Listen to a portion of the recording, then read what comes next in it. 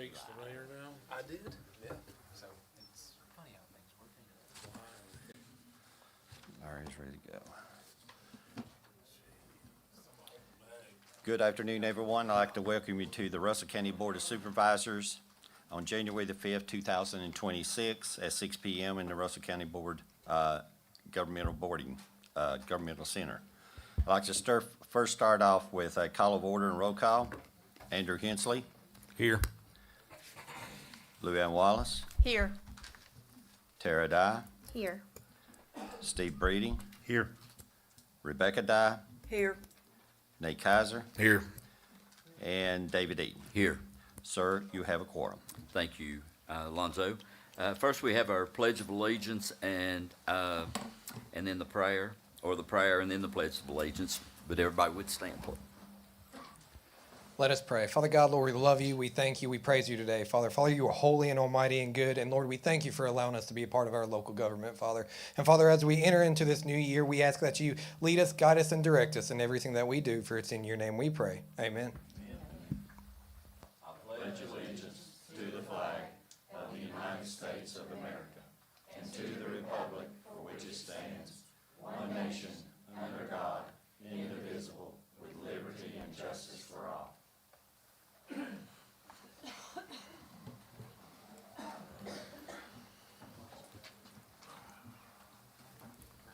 Okay, the first thing we have is a public hearing.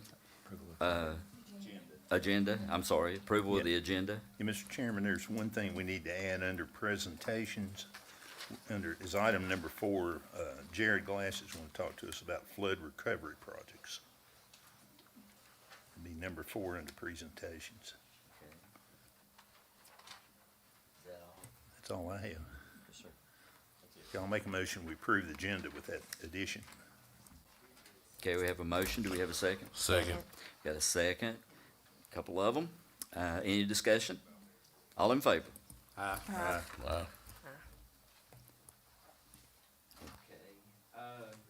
Now we'll start out with the public hearing. Transfer given school property to the Russell County IDA for Project Powder. If anybody has anything they want to come up and speak or say anything.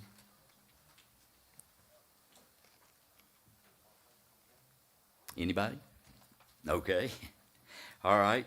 I'll close the public hearing. And do we need to take action on that? I'll make a motion, we go ahead and transfer that property over to the IDA so that they can proceed with this Project Powder. Second. Okay, we have a motion and a second. Any discussion? If I may, on that motion, if we could correct it to authorize the county administrator or myself to effectuate that transfer. So amended, yeah. Second. Okay, we have an amendment and a motion and a second. Any other discussion? So what are we gonna do with the tenant that's there presently? Is that referred to the IDA? That would go to the IDA. Okay. I have had discussion with the owner of the company in regards to that potential, working Yeah. with her. I understand she's looking for other spaces now. Okay, all in favor? Aye. Yes. Okay, any opposed? Okay, now, presentations.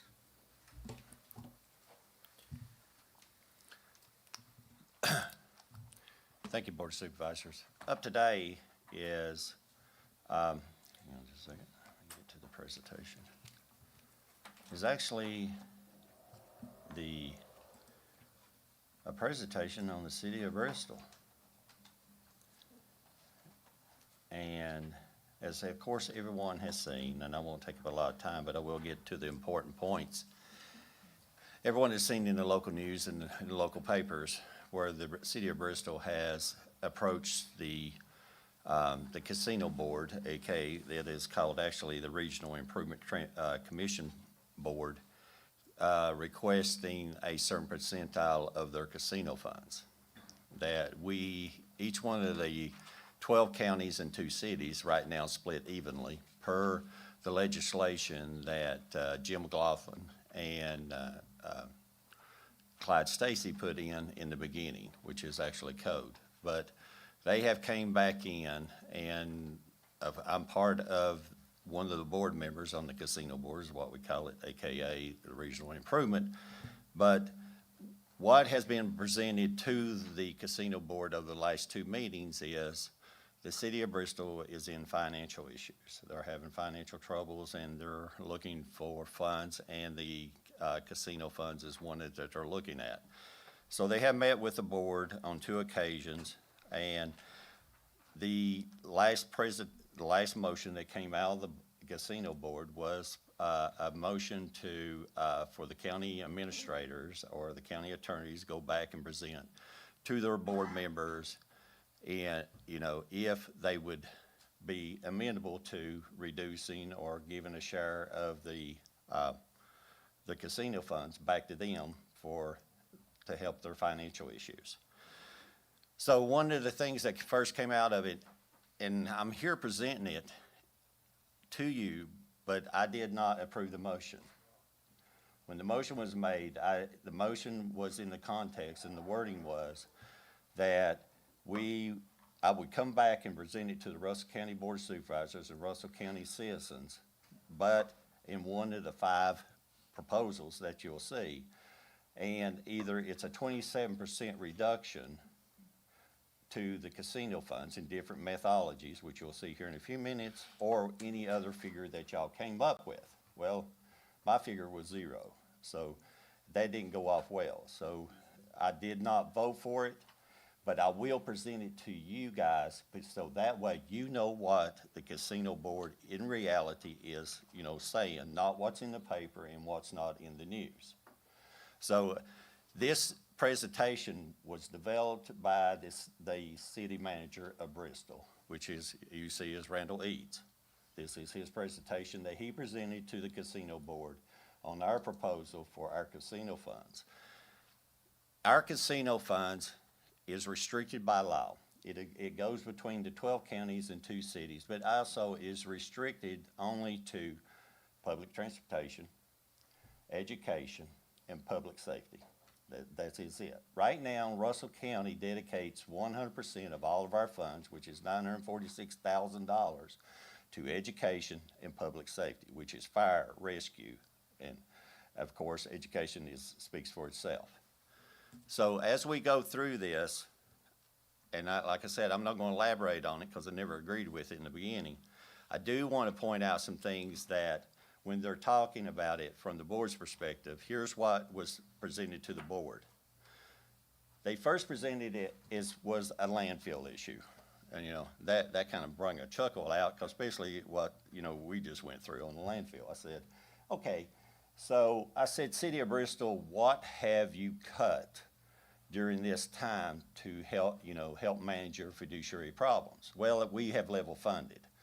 I said, okay, so what you're telling me, I've got to go back to the Board of Supervisors and the citizens of Russell County and tell them that they're going to cut their casino money, which goes to education and public safety, and give it back to the City of Bristol for a landfill. Now, I said, now, guys, does anybody in the room know who we are? So I was trying not to be facetious, but what I was trying to make the point was, what they are doing and what they're doing in-house, they only mentioned one financial issue.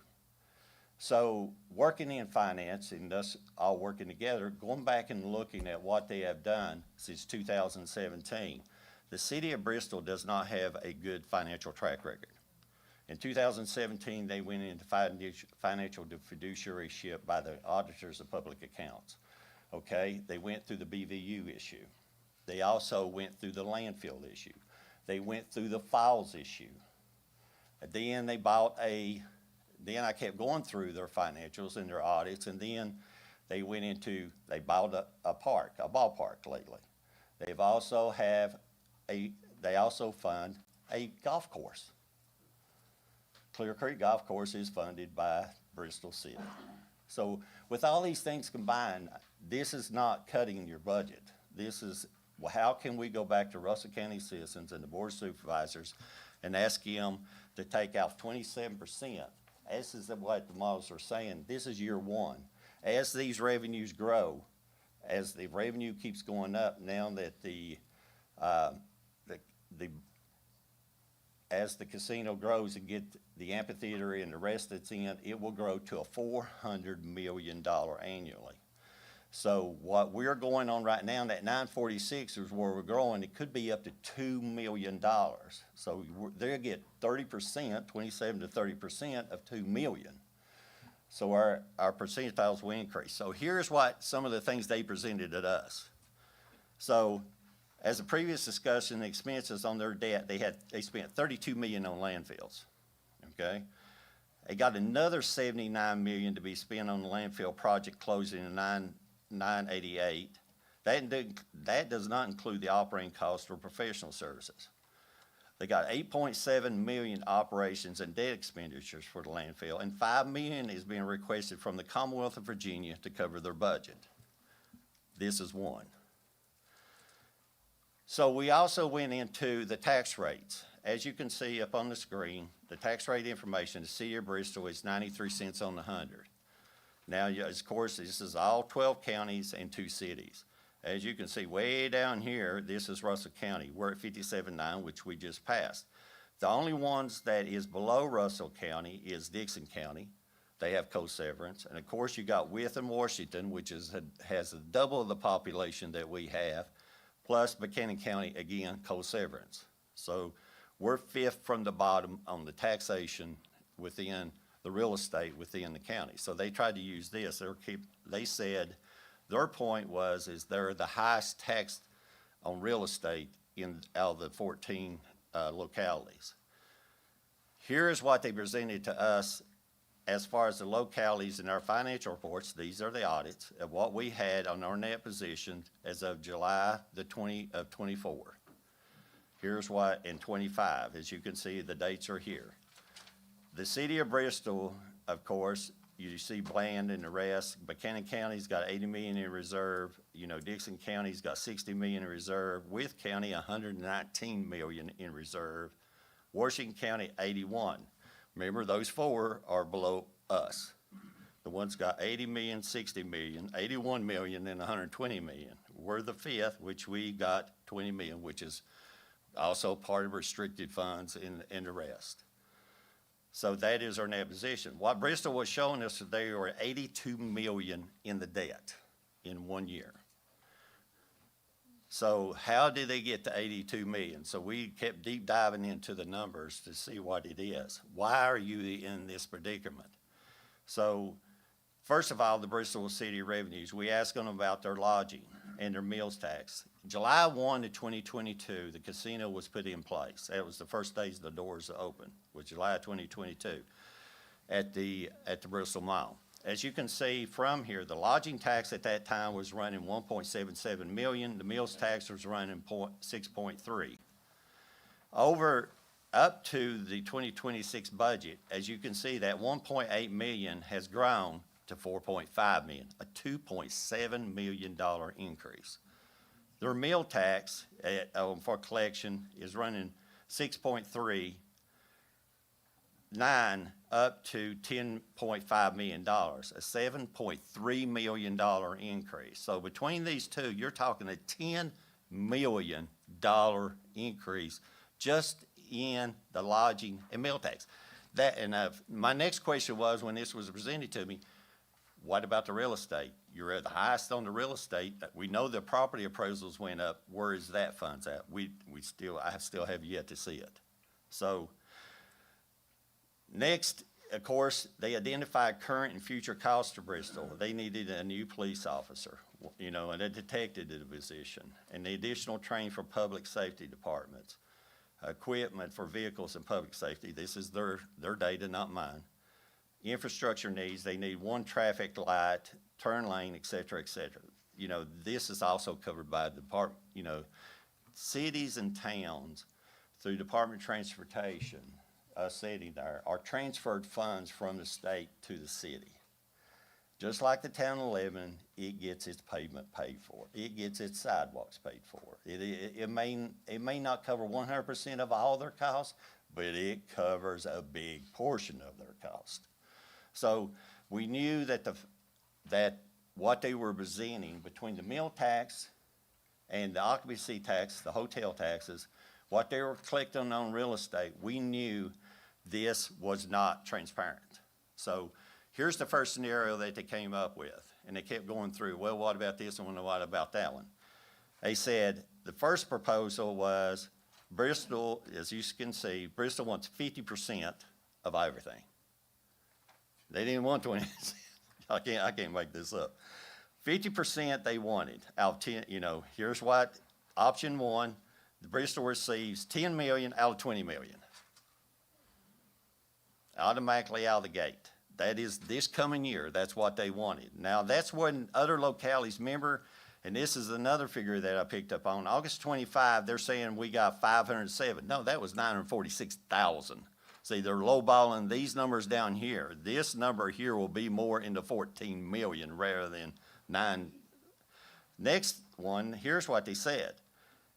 Okay, Bristol City gets 50%, others hold the amount for 5 years. Now how they come up with this one, it's just a changeover on this. They still get the same amount of number. Here's what we got this year.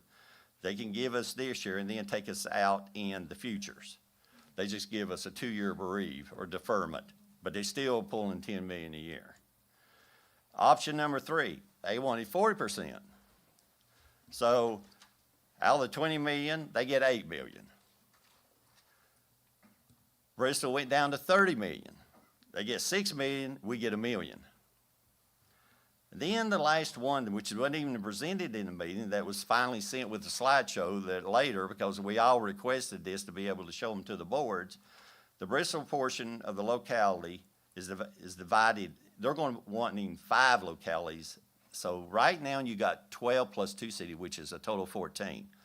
They want to make total of 18 facilities. They get 5 locality positions, which is equivalent to 27%. You can play with the numbers all you want, but it's a 27%. So they're getting 5.5 million out of 1.1 million.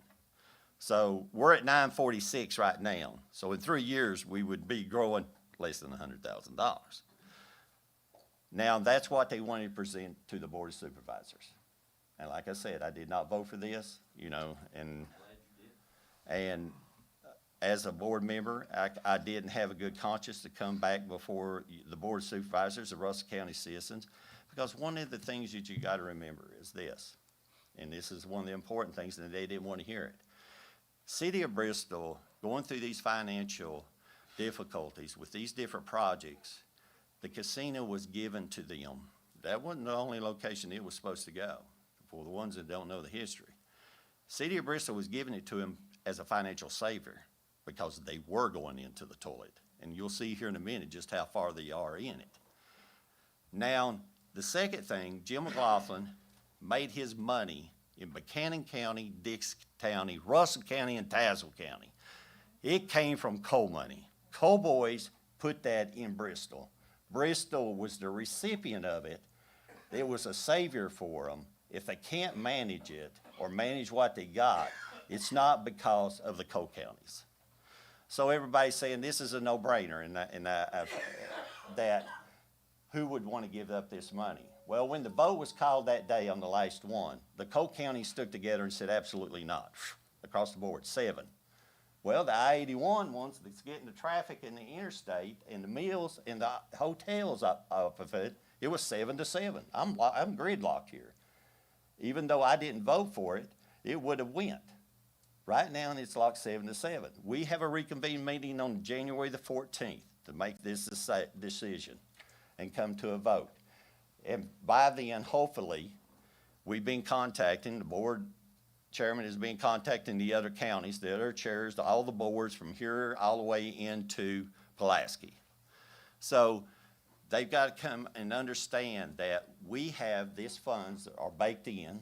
They're into our budget as far as education and as far as fire and rescue.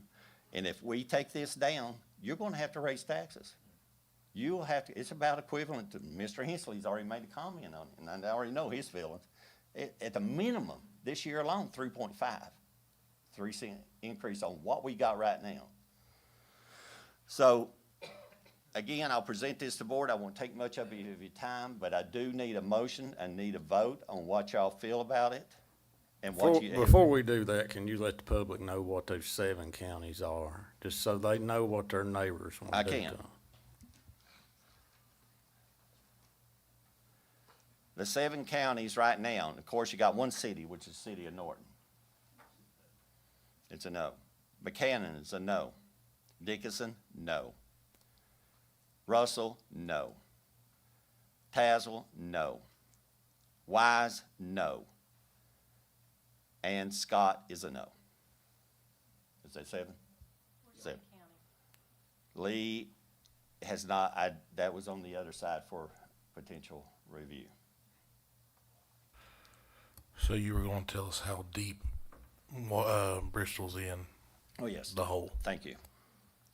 So I'm not going to tell you, I want to show you their financials. I That thought sounds good. it was amazing. So the city of Bristol, this is their current budget.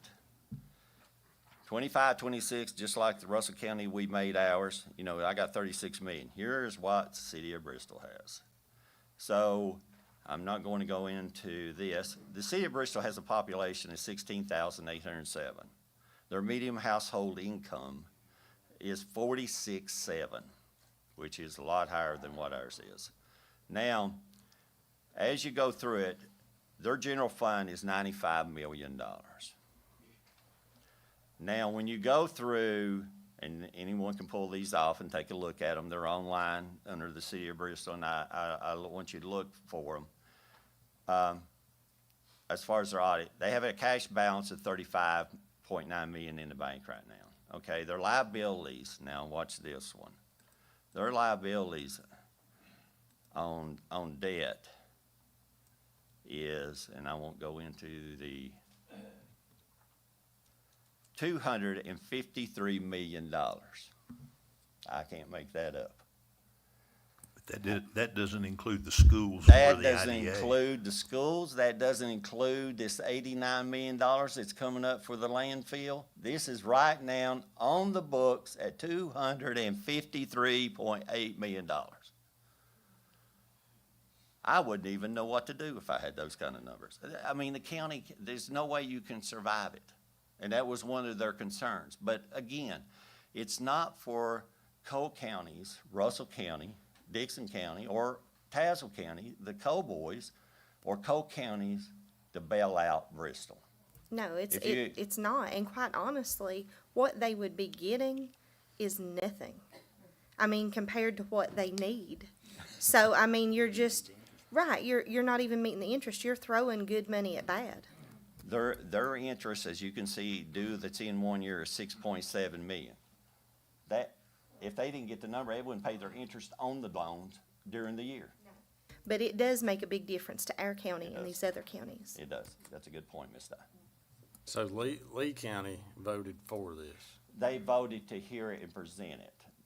So right now, some of the counties, especially the coal counties, they held together. They're very determined in not, they were out of the gate no's. We ain't taking this back to even present it, so. I can kind of give you a little bit of update. I contacted all the senators and all the House of Delegate members, had a conversation with them, had them to reach out, plus I reach out to all the county administrators and the chair people of the boards to let them know that this money had already been pre-appropriated for us. Let me give you a little bit of history with the city of Bristol. At one time they had a real opportunity. I was a little guy in a business that was getting service from them to redistribute it to the end user, because city of Bristol, when they had BVU Optinet, they couldn't provide internet. I mean, they couldn't do it for the residential, but they could only do it for business. $160 million investment, they sold it for $50 million. They had another company that wanted to bid on it, and they wouldn't even let them bid on it. I've got a text message here in my phone that pretty much outlines what this other company was going to give them $100 million, and they said, "Nah, we want $50." I can give you some history of this because they threatened to shut me off if I didn't be quiet. Now that I've sold my business, I can actually talk about it. I was a little guy trying to provide good service to the communities in Tazewell and Russell and Dickinson and Buchanan County. I wasn't a big company, never took any funding from the federal and state government, but I was paying for my services, and because I was so outspoken, I felt like the citizens of this whole region ought to own that network, and it ought to be set up like a co-op.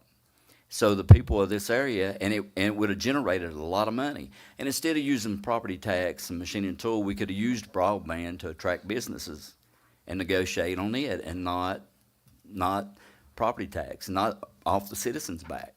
So, I went through a lot of money, a lot of attorney fees over this circumstance because they wanted me to be quiet. Well, I didn't want to be quiet. I wanted to fight for the people in this area, and now here we are again. $200 million in debt. I just told Miss Dye here, it wouldn't even meet the interest payment. I don't think we're a give an inch. And from what I'm understanding from Lee County all the way to Withful now, it's a no. Because they understand that a lot of these counties appropriated it for public safety. Or for, we got hit with Helene. We got hit with all these things, so we've kind of upticked and got proactive, not reactive, when it comes to emergency management. So I don't think we ought to give an inch. And I plan to attend the next meeting because the guys that sat on this committee are the ones that sold that network for $50 million, $160 million investment for $50 million, when it could have been a great opportunity for this whole region. And I don't have anything against the people that bought it. I think they have a smart business move on their part. But it would have generated a lot of revenue to this whole region that encountered the whole area and brought a lot of money into the region. And so I just want to kind of give you a brief history on that. You can't. We've been truly blessed in Russell County, truly blessed. The good Lord has blessed us to have the bond rating we have. We don't have an exorbitant amount of money, but we've been able to maintain and hold our own because of the management practices that we've been able to do. I can't even imagine $200 million. I sit here and Tara said, I don't know, what would you do? Have a $200 million debt.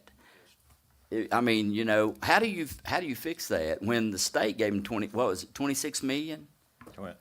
Well, the state gave them appropriated 26 million to try to help them out. Yeah, it was up to 48 million. 48, 40, something like that. and they still got 200 million. But the point is this, this is where they're interfering with the financials again. The United Foundation, Jim McLaughlin, this is what he wanted. And of course, as you can see here, I went ahead and brought up the code. It says right here, the regional improvement, which is the casino board, which is what we guide off of.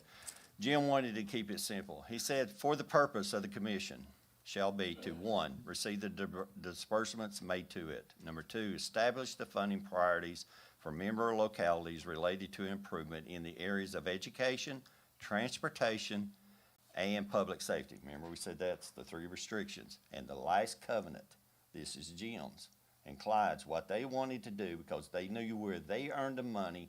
They knew the men and women that earned that money to build that thing down there. This is what they said. Make annual payments divided equally among the jurisdictions to fund the established priorities as determined by the commission. Equal shares. Well, the good thing too is, we wouldn't have had the ability to try to help become competitive in our county with our teachers' pay or anything like that if we hadn't had this money. We wouldn't have been able to do it. And that money is committed towards those salaries. Like I said, It appears to me it's just been one string of bad business decisions, right from BVU into the Falls, where they supposedly lost, $48 million? yeah, 48. And then you go to a golf course, you can't, it's a losing proposition. It just always is. And then why would you spend over $1 million for a baseball field if you're looking at, I guess maybe it's just another million on the end, you know? And the landfill, they were warned against putting that landfill in that old quarry, yet they did No it liner. anyway. Yeah, Shot no rock, liner. nothing but a clay liner in there. Didn't have the new synthetic liners.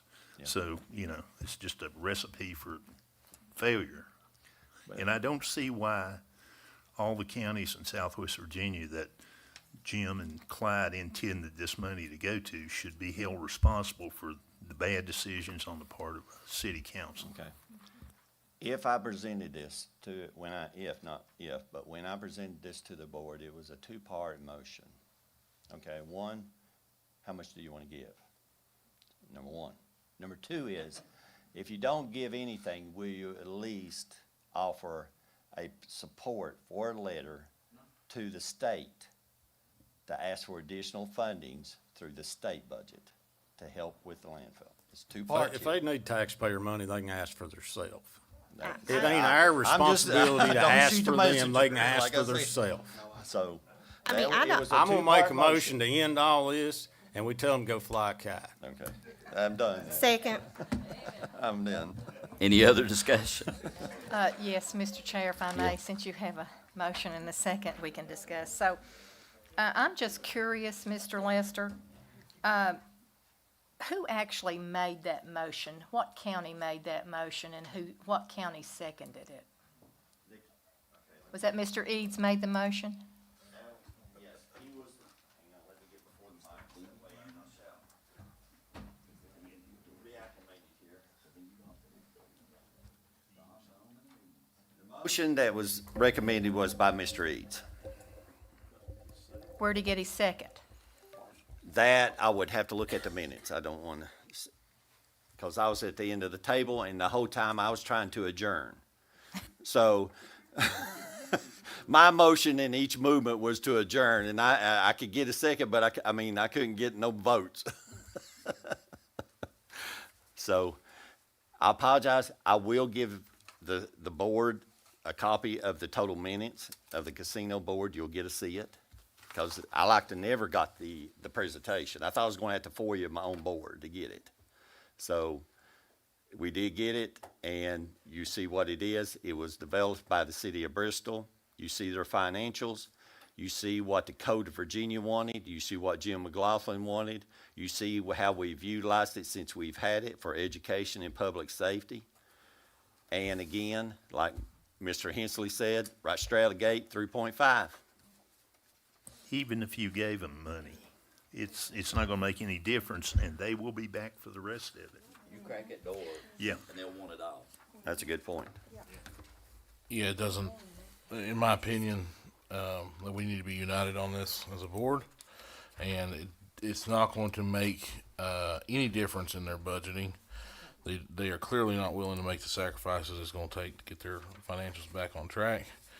And it's throwing good money after bad. 'Cause they're- When you they've got a lot add of bad the money. debt for the IDA and the school boards on it, they're right at just a shade below 300 $100 million. million, yeah. And that's not including what the additional cost of the landfill cleanup is gonna No, be, no. which is, That's a I shot. think it's over $200 million, I believe. Something like that. Yeah. Mr. Chair, if I may, one more.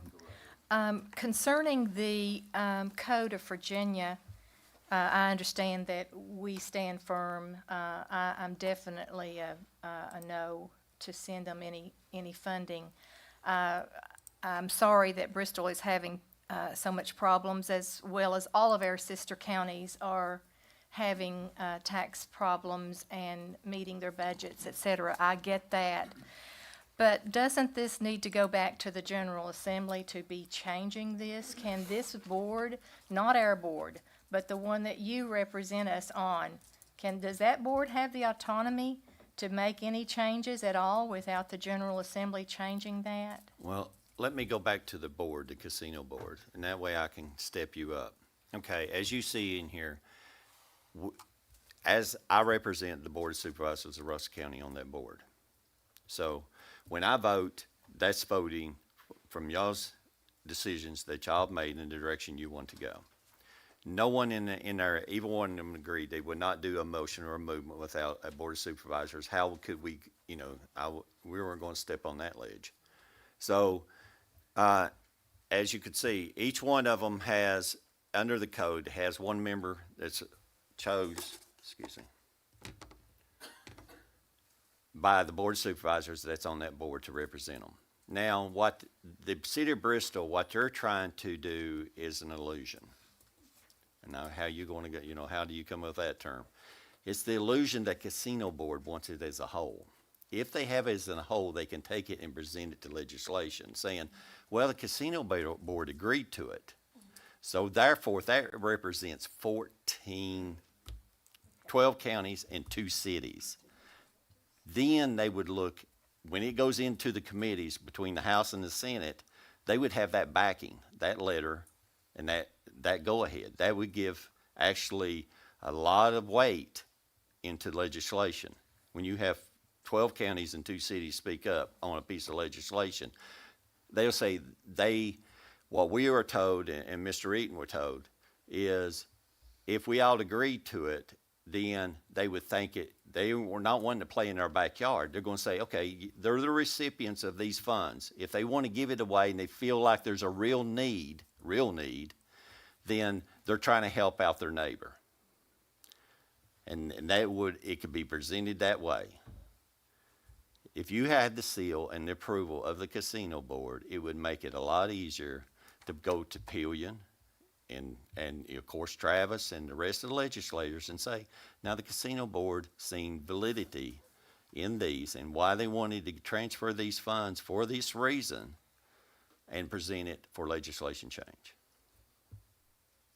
Thank you. I didn't mean to go a long way around it, but it's a letter of approval is really, if you want to say what it is. It's a letter of approval. Well, we got a motion and a second. I want to call for a roll call vote. Let's start down here with Nate. Oh, okay. Yeah. I approve for that motion. Yeah. Yeah, we do not want to send our money to anybody else. No. I agree. Agreed. Agree. I'm a no. I made the motion, so of course I agree. And I agree. Thank you all we're so much for 100%. that. Okay. I think you've done Thank the you, right Board. thing. And I'll be glad to present that to the casino board. Present it how I said it. Okay. Okay. I think you're already on there. You were on there a couple of weeks ago. But that can close the presentation of the City of Bristol, casino presentation.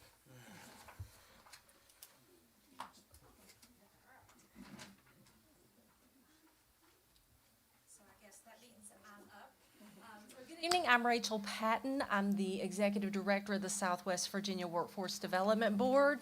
I come before you all tonight to request your all support for us to pursue Regional Opioid Abatement Authority funding. And so for our ROPES program, and I know that budget narrative was included in your all's packets, but I'd just like to spend a few moments telling you a little bit about that program and what it's done. So the ROPES, and I've got a brochure with the acronym spelled out, it's the Re-Engagement Opportunities and Pathways to Employment Success. So at the board, we are a 501c3 nonprofit. We operate federal workforce programs, and we operate in far southwest Virginia. All those coal-filled counties plus the city of Norton. Over the past 6 years, one of the things we've had this ROPES program, but we've taken on the challenge of in our strategic plan of looking at where our workforce is going to come from. When we look at Southwest Virginia, we know the demographics. We have an aging workforce, we have a declining population, and honestly, our unemployment rate is relatively low. And so we're looking where are our available workers going to come from. So one of the challenges that Southwest Virginia has is regionally, our labor force participation rate is about 44%. So that means from folks ages 18 to 65 that could be working, only 44% of them are. And to give you something to compare that to, the state and national average is both around 65%. And so that's a challenge in a number of different ways. It's a challenge on a lot of our systems here. When we have greater than 50% of the folks not working, it's a challenge to our current businesses in Southwest Virginia that are trying to find employees. And it's also a challenge for our economic developers that are trying to recruit businesses to Southwest Virginia and be able to demonstrate that we have an adequate workforce. So our strategy over the past several years has been to take a look at increasing that labor force participation rate. How can we find individuals that are on the bench and get them working? And what barriers do they have that we need to address to get them back into the workforce? And so two of the populations that we identified was our young people. We have a great number of young people that are graduating from our regional high schools that are doing nothing post-graduation. They're not going to work. They're not entering any kind of post-secondary education. They're just kind of falling off the map. And we also have a great deal of people that are in substance use recovery. And, maybe they had a career at one point, but because of substance use and maybe incarceration are no longer employed. So over the last 6 years with this ROPES program, we've served over 300 participants in the region. We were first funded by an Appalachian Regional Commission grant. We are currently funded under a Work 5 grant through the Department of Labor and an ETA grant that was congressionally directed funding that Senator Kane helped us get. That funding is ending next September.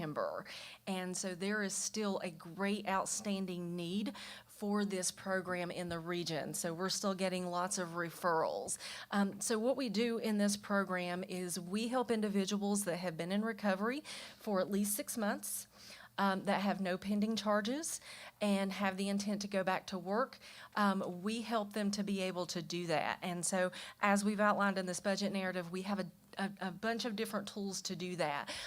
We have our case managers, all of which except for one are peer recovery specialists that work with individuals to kind of help them determine where they are, what barriers they have, and work out a individual training plan to help them figure out how they can get into a career that's going to provide them a self-sustaining wage. And they also work to support their recovery. And so in Russell County, we work closely with your recovery house. And we have, in Southwest Virginia, during this 6-month period, we have served over 100 businesses in the region and placed people in employment. So we feel like it's a very worthy program. We are asking for each of our localities to match us for a resolution of support and a $25,000 match. That $25,000 in Russell County will go to fund our Cars to Work program for ROPES participants. That will go to CARS. For those of you that aren't familiar with our Cars to Work program, our Cars to Work program helps individuals that are prepared to go to work and transportation is their main barrier. We help them purchase a car with that program. They pay back half the cost of that car. Their payment doesn't start until they get their first paycheck. As a requirement of that Cars to Work program, they have to have a valid driver's license. They have to maintain employment, and they have to make those payments on time. They have to, obviously, to keep insurance. The car has to be registered in their name. We've had a great deal of success with that Cars to Work program. Currently, we have $150,000 in Wellspring funding in Russell County to purchase cars for our other program participants outside of ROPES. I'm proud to report we have a greater than 90% success rate with that program of people paying off cars and staying employed. So it's been very successful in helping us address one of the largest barriers that people in Southwest Virginia face, and that's transportation getting to and from work. So I guess I'll ask if currently we have resolutions from Scott, Lee, Wise County, Buchanan County, Tazewell County, Dickinson County, and Dickinson County has agreed to serve as fiscal agent for the program. I'm working also with the city of Norton. I ran out of meeting dates in December, so I'll have to hit them up in January. We'd love to continue to provide this programming here in Russell County. We do currently have one of our largest caseloads here in Russell County, which demonstrates that there is a tremendous need for this program. So I'd ask if you all have questions that I could answer. How many people do you serve through this program? So through this, we've served about 300 total since 2019. With this current grant, we've enrolled 175, and then of course we still the grant will not end until next September. And I did talk to the Opioid Abatement Authority about that, and they said because it is ending, that it would still qualify for that regional grant. They would just prorate the amount we're asking for those first couple of months to pick up the funding in September. So I've been working with Cindy Newman at the Opioid Abatement Authority on that. So So what you're asking for is a letter of support, yes, and then yes, for the regional application. for the regional 25. application, as well as a $25,000 match from your local funds to support the So application. the 175 is total, all the region, not Yes, Russell County? Not Russell It's County. all. Currently, we have 34 participants in Russell County. All right, how are you gonna sustain this after this pot of money runs out? How will you sustain your grant? Well, to be quite honest, we're hoping we're going to work ourselves out of a job. So one of the things that we've done is, over the years, we've tried to address whatever workforce challenges in front of us. When I first came on board here in 2014, it was retraining dislocated coal miners, and we had grants to support that for a number of years. I do think that there's been a great deal of progress in Southwest Virginia in our recovery and prevention. So I hope we're eventually going to work ourselves out of a job. We would like to go the full 3 years of renewing this grant, and then at that time evaluate what the continuing need would be. If we feel like we've sufficiently addressed it, we can continue to serve individuals under our WIOA Title I program. So we do have programs for adult and dislocated workers as well as youth that have barriers to employment, but the need that we've had in the recovery space far exceeded the funding that we had in those programs. So, we hope once we take care of the pent-up need, that maybe we'll be able to go back and take care ongoing with our WIOA funds. Where will this program manager be housed? So our main office is here in Lebanon. We are housed in the old McFarland Hillman Pharmacy building. So That's where they'll So the be. program manager will be here. Our program specialist that supports the program will be housed here in Russell County. Currently, our case manager that serves Russell County also serves Dickinson County, and she splits her time between the two places depending on where she's needed. So, Mr. Chair, if I may. Nice to see you, Rachel. One of the things that I had tried to work on during the time that I was on workforce development, but was the Dickinson County and the Russell County piece of having that specialist located closer in to those communities. So what I'm about to say, you probably already know. But we have a building in Daint that we wanted to work on and continue to work on for the ROPES program, because getting it into our places where they can be closer to the clientele, so to speak, is important. And I would strongly urge our board to look at that. And I know your case manager, and she and I have had a conversation or two, but, and she lives in that area. So that would put her closer into where she really needs to drill into those needs. And that's Thank you. certainly something we're willing to continue to look at once you all get that facility up and running, is locating there. Yes, thank you. And so anyway, I just wanted to put that out there. Thank you, Mr. Chair. So Buchanan, Scott, Lee, Wise, Tassel, and Dickinson have already committed $25,000 to you each. Lee County, yes. We've got everybody in our region except for the city of Norton. And like I They've said- already committed 25,000 to you Yes. out of their local funds. Yes. And then you're gonna ask for 800,000 out of the regional pot, Yes, correct? and they will prorate that based on the fact that our other grant doesn't end until September 30th. So there will be a reduction from the 800,000 to account for July, August, and September, so 3 months. So there will be a reduction in that 800,000 to account for that. I noticed you said you're gonna buy these cars for 6,000? We do. Where do you buy them?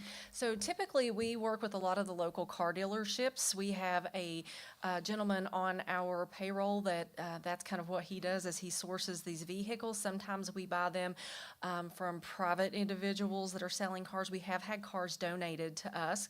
We're a 501c3, so sometimes folks will do that for the tax write-off. We work a lot with, I think it's AutoMotion back over here.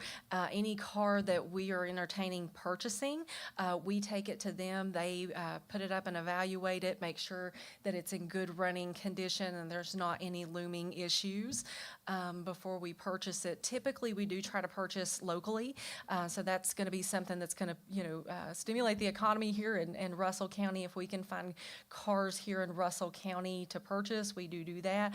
I know for certain we've worked with Modern Chevrolet on several. And like I said, we have a better than 90% success rate on that program, because at any point, if they do not meet the conditions of that program, we terminate the contract and go get the car. Ask how, says the participants keep full coverage insurance. How do you know that? Just Because the we case have manager they have checks to, on them? yes, we have to, they're still enrolled with us in our program. They have to provide proof that they are maintaining coverage on that vehicle. I will say, I met with you and we had a lot of discussion in regards to the transportation.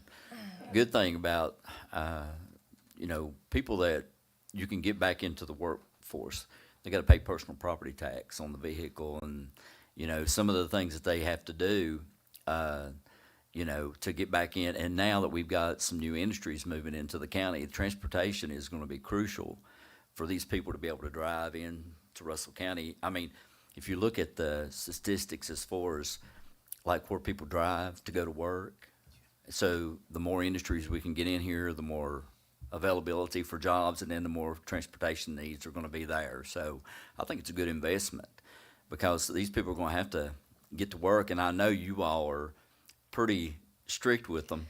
We are, we track individuals through these programs.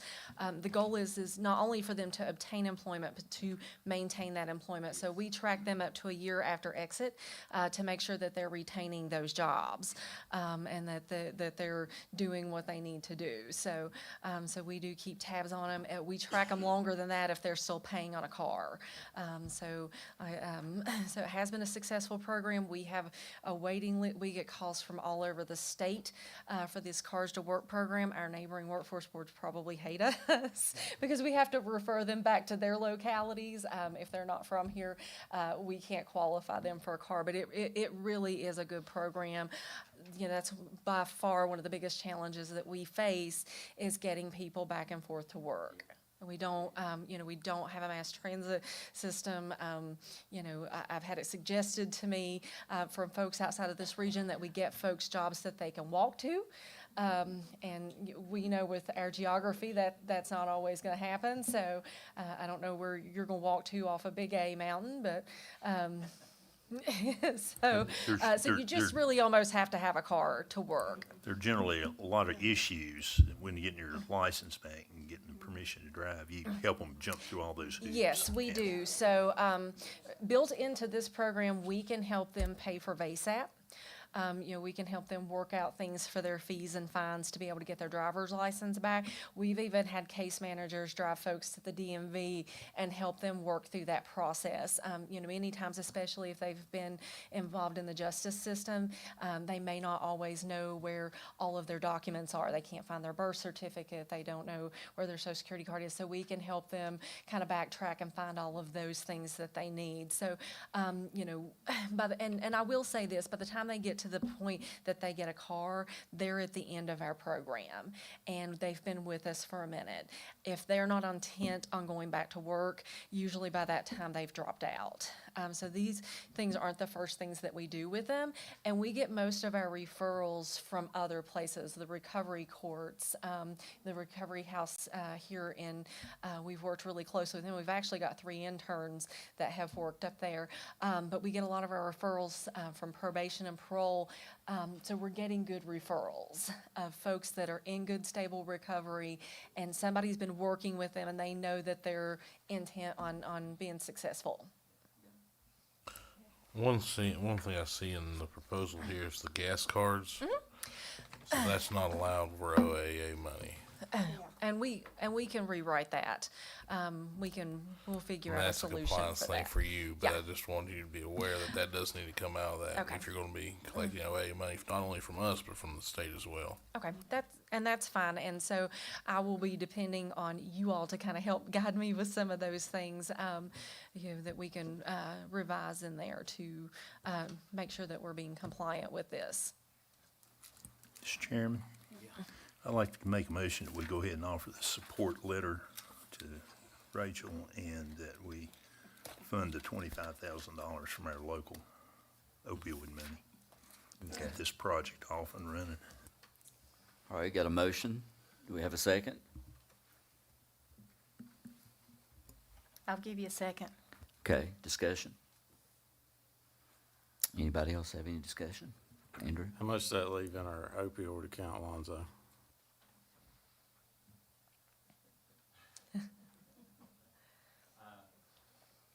After 25,000, you're probably looking at 9.7. Yes, we're good. Because it is restricted just for these programs, and again, I'm gonna tell y'all have heard it 1,000 times, carry the gold seal. So we're very careful of what we do between the recovery houses and the OAA funds. That's why we're usually Dixon County or Russell County are the fiduciary for all regional grants. It's either them or us. And Tyler, this meets all the key markers for OAA funding. Yes, sir. It does. It does. Oh, I'm sorry. You know Tyler, but.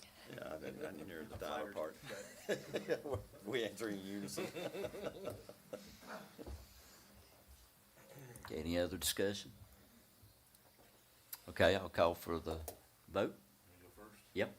We're switching it up this week, huh? Yeah, I got you first, Nate. All right, I'm a yes. I'm fine with it, but I have to abstain because I serve on another board and I don't want any conflict. Yes. Yes. Yes. Yes. And yes. Well, Thank- thank you very much. thank you, I really Rachel. appreciate Keep your up the good support. work. Thank you.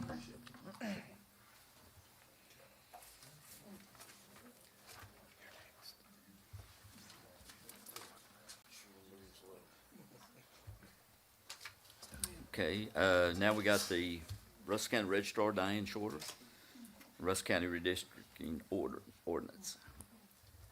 Good evening, everyone. Well, first of all, I want to thank Mr. Lester for the invitation to come back and review the information that we paused back in September with regards to the need to make these polling place changes. So in review, this, of course, predates September. As we all know, the Swords Creek and the Copper Creek school closures led to us needing to establish new polling places for these districts. This happened at the beginning of last year, and a couple months after that, we inadvertently learned that we no longer had access to the former town hall, which served as the emergency polling place location for Cleveland. Now, the board at that time took that into consideration, as well what had happened with Helene and the flooding, and together with Josh Stinson went out to Cleveland to look at what could potentially be done to have a secure and safe polling location, especially now in lieu of not having a backup. So at this point, those are still continue to be the only changes that we approach the board with. There were some concerns that we were able to address with Chief Edmonds, and very happy to say that we still continue to believe that moving this place to the fire hall will not only meet the requirements, the legal requirements, and meet the requirements and best practices established by the Department of Elections, but also from a practical view of establishing a polling place that is safe and secure for our voters. Safe and secure for our voters, for our election officers, for the equipment, and for the materials. Of course, first and foremost is the safety and security of voters, but in the case that something were to happen, and unfortunately, there's a history there with Cleveland and the community center. In the event of another flood or another weather-related incident, regardless of what were to be going on, the election would still need to take place. And so we need to have a location that allows that and minimizes us having to rely on an emergency location, especially because the availability of buildings to service polling locations, well, it's a little limited in Cleveland. If there is damage sustained to the voting machines and the electronic poll books, that could easily exceed $10,000. And that is just an estimate. We do have, of course, the new electronic poll books that were just purchased through a grant last year. So we have this costly equipment that would need to be replaced if something were to happen to them. And of course, remaining at the community center increases the likelihood that we run that risk. When the electoral board and Josh Stinson met with Chief Edmonds, and they took a look at the fire hall to see if it was possible, if it met some of those requirements, they were very pleased with the location. It did prove to facilitate running elections. It could easily be adapted to run elections, hold elections there. It, of course, provides a secure storage and a safe environment for the officers and the voters. It is centrally located for the voters of Cleveland. And the voting equipment custodian also made a comment that it is actually easier to deliver the equipment and the materials to the fire hall than what it is to do so at the community center at the moment. So it would be easier, just the way the community center is set up and the entrance to the community center. So there were definitely some very clear benefits to moving the polling place to the fire hall. So as far as the impact that moving the polling place to the fire hall, it really is, elections are held on average about 2 times a year. If there's a special election, then of course it would increase from there. Our office, anytime that we are preparing for an election, we communicate with key personnel and with anyone who would be affected or is responsible for any events that take place. And so we provide ample notice to make sure that everyone is aware that we have an upcoming election. Granted, of course, we always know, typically we have the primary, we will have the November election, but if there's a special election, as soon as we begin getting ready, calls are made and communication is there to make everyone aware.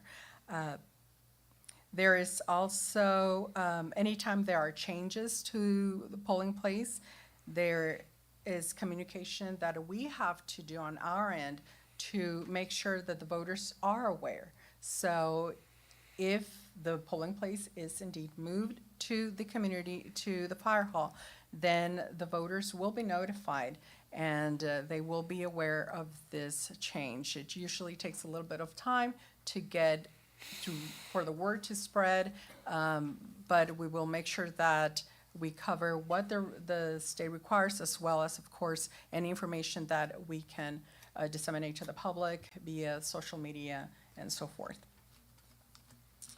As far as the impact of changing the polling place from the community center to the fire hall with regards to candidates and campaigning, the candidates and parties have access. There are resources that the Department of Elections provides. They're known as the do's and don'ts of campaigning, and they are online. They are also available at our office as to how could parties and candidates get set up if and whenever there is a polling place change. So there are resources to help candidates and parties concerned with making a move to a different polling place. Overall, the benefits that we see to moving away from the community center are clear. It just, again, in summary, it is safer for our voters and for our officers.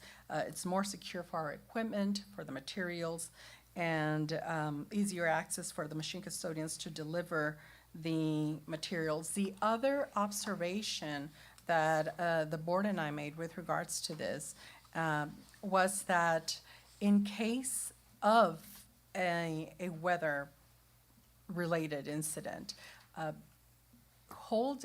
moving elections away from the community center could potentially help not tie up any emergency efforts anywhere else in the county. Because like I said, if an election is taking place, one way or another, we're having to hold that election.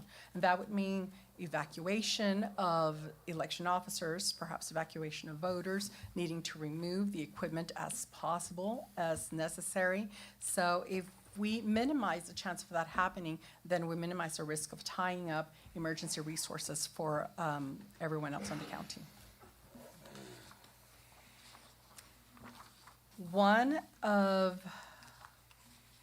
the reasons I was strongly encouraged by the Department of Elections for us to move forward with the ordinance as soon as possible is because, as you may be aware, the House and Senate have approved a constitutional amendment that could allow the General Assembly to redraw congressional districts. It has to pass the legislature in 2 consecutive sessions before being placed on the ballot for voters. Depending on what the General Assembly decides, there is a potential to have a special election in spring. So time is of the essence again. I find it a little funny that back in September, we were at a time crunch and we postponed it, and then here we are in another time crunch.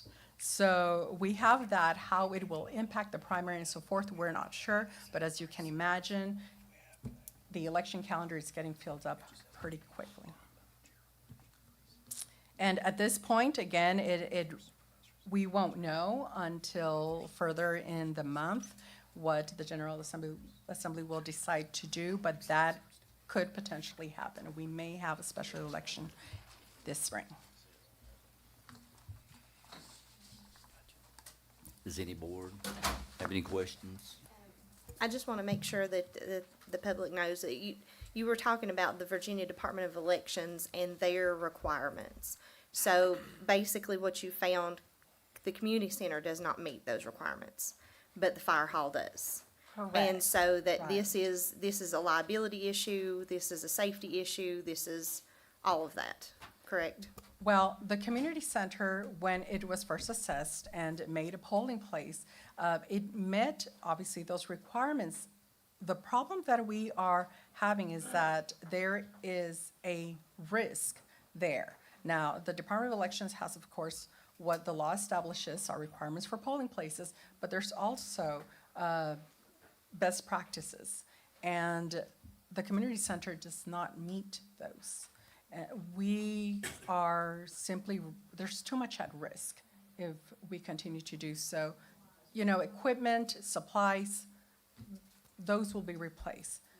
But the last thing that we would want is to risk the lives of voters, the lives of our election officers, especially because it's simply an event that cannot be canceled and they cannot be postponed. Another question, when you and I and Chief Edmonds met, you were talking about how, Mr. Stinson goes around and looks at these places to make sure they're ADA compliant and all that, and that is already signed off on. I know there were concerns about that, but there is no issues to be ADA compliant, correct? That's right. Okay. This actually began a couple of years back, where the Department of Elections now requires that the electoral board go to the polling places and assess these to make sure that they remain and are ADA compliant. So Josh Stinson has been meeting with the electoral board. They do visit the sites. There is documentation that Josh needs to review to make sure that all of them meet these requirements. And because we knew that something needed to happen with Cleveland, when they did their assessment last year, they went ahead and they checked off on the fire hall.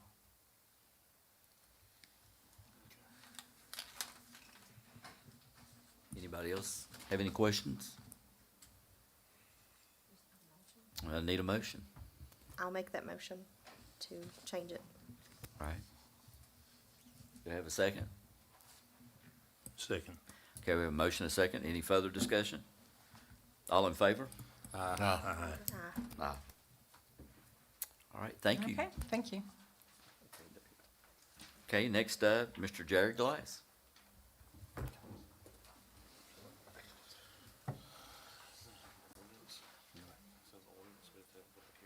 Yeah, let's get, he's gonna go into it. Good evening.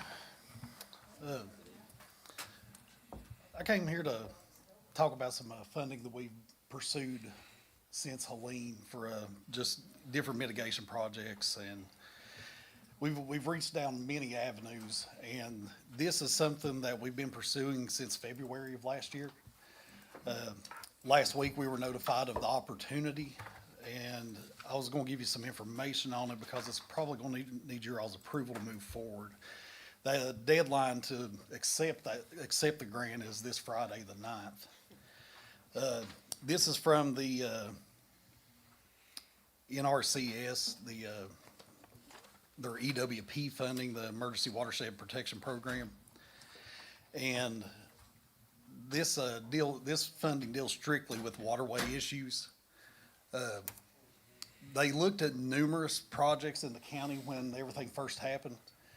But then with flooding that occurred through the summer and in the Dane area in July, a lot of the projects they said weren't eligible anymore because we were no longer dealing with the original debris. And they said introducing new debris made those projects ineligible. I tried to argue the fact that if the debris wasn't there in the first place, that we wouldn't have new debris, but they didn't seem to agree. So the two projects that they did approve one is in the Dane area behind the Community Center and Rescue Squad building. It helps to address some waterway issues from debris that was brought into the creek after the February flooding. Some of it did start back after Helene, but I think the majority of it involves some hillside sliding off into the creek after the February flooding. It addresses a driveway up on Roanoke Hill, along with trying to address behind the Community Center and Rescue Squad where some of that area has slid in, and gets debris out of the creeks to try to reduce, flooding in the future. The other project is in the Moccasin area. It's near the trying to think exactly the Wise best way Hollow. to. Wise Yeah, it's Hollow. near the Wise Hollow intersection, over in the creek from there. There's about 3 different areas that there's trees that's in the waterway there. It's caused some flooding that's backed up there near the Wise Hollow intersection, and this will address that as well. The total on the two projects is estimated to be $697,000. The responsibility the county has is 25% of construction cost. Right now, that's estimated at $154,892.50. They did say that we would be able to discuss using different ways to bring that cost down from using our own labor to, maybe some administrative costs and different things, but that's discussed after this initial part of accepting that. They say that the process is they'll have a kickoff meeting within 30 days after the acceptance, and that's when we can discuss things that may bring the out-of-pocket expense on our end down. But, if there's any questions you have, I'll do my best to answer them, concerning both of these. Any board members have any? So how's this work with, you mentioned a driveway, so I assume that's state. But then that on Wise Hollow, that would be Fugate's property, so that's private land. How are we working on private land with? I don't care to send you all out the paperwork that I've received by email. There does have to be some agreements made to be able to go on private land and fix these issues.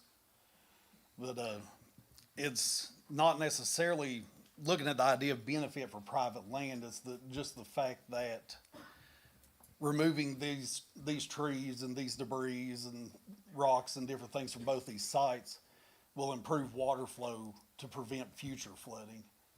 So has they been flooding there at Wise Hollow in Oxen Valley Road? I don't think it's actually been, anything that's actually been an issue with the roadway. But if you drive down through there, especially this time of year, you can actually see about 3 different areas that they're looking at. And I mean, I'd say between the 3 areas, I bet there's probably 15 trees, and some of them are fairly large. So it's just the fact that it's a major obstruction to water flow. I was just thinking if it'd been in the road, maybe we could use some. Lonzo's shaking his head no, so, yeah.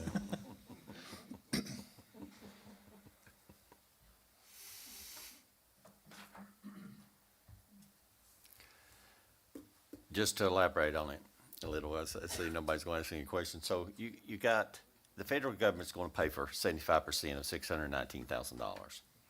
Now, so the deal is on this. So as far as the one that's in Wise Hollow, you're looking at probably 77,000 max, and that is broke down up here between the clearing and snagging in the stream bank and the shoreline protection. So we got, you got to face it up, stabilize it. The second one is where it comes into our arena is, and we thought it'd be a good project.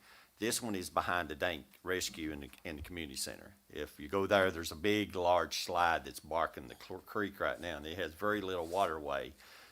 We've got a retaining wall that's there, but that retaining wall is not going to be there if we get a good heavy rain like we did in Dank before. It just won't sustain it.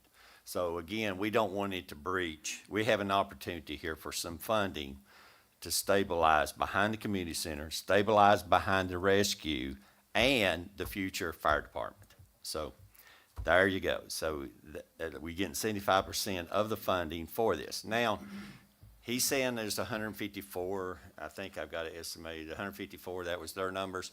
What Jared has elaborated on these, we will be able to do administrative costs. We get in kind, that means that's costs that we've incurred, our 25%. Also our permitting, which is building inspections and permitting in ENS. So we will get approximately, and this is the high end, as the feds they always overstate these, and I'm not gonna say this, but we'll have to use these numbers. But we will use as many community workers, forced labor, permitting, and administration that we can tack onto this. And usually it runs between about, out of this amount, probably at 25 to 30%. So I'm looking at 30,000 that we can use in kind. So if you're looking at net, probably around 125. So now where does that 125 come from?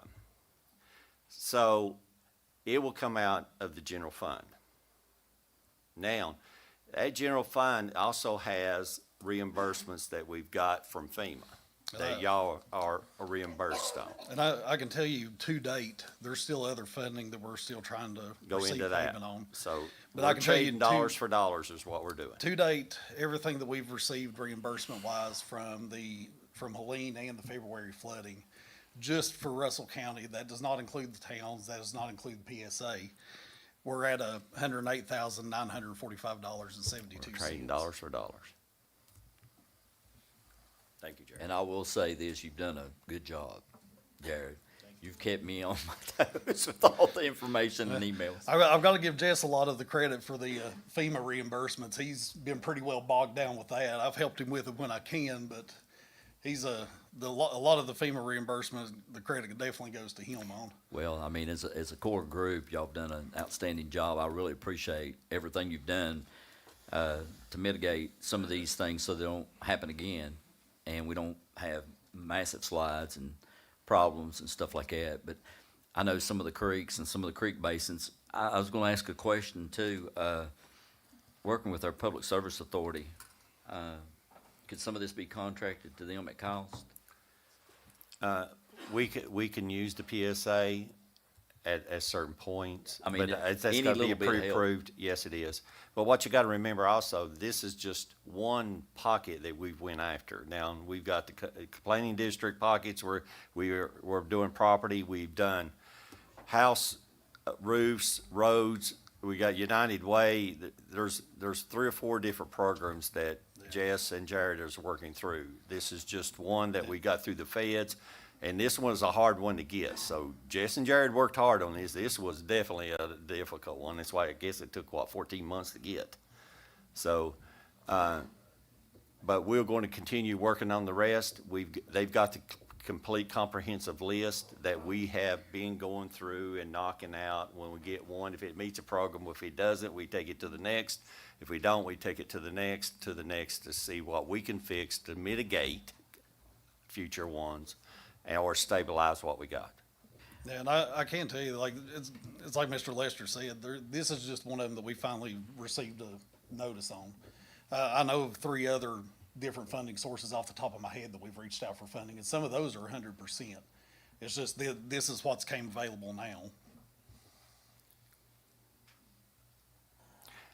And not to give you bad news, either you're going to fix the wall now or you'll fix the wall later. Mr. Chair, if all hearts are clear, I'd like to offer a motion that we move forward with accepting the agreement and allow Jared to get this on the books by close of business, January 9th. Thank you, Ms. I'll Fagan. second it. Got a motion and a second. Any further discussion? All in favor? Aye. Thank you all. Thank you, Jerry. Okay, now I'll turn it over to County Administrator. Where are we at here? We go.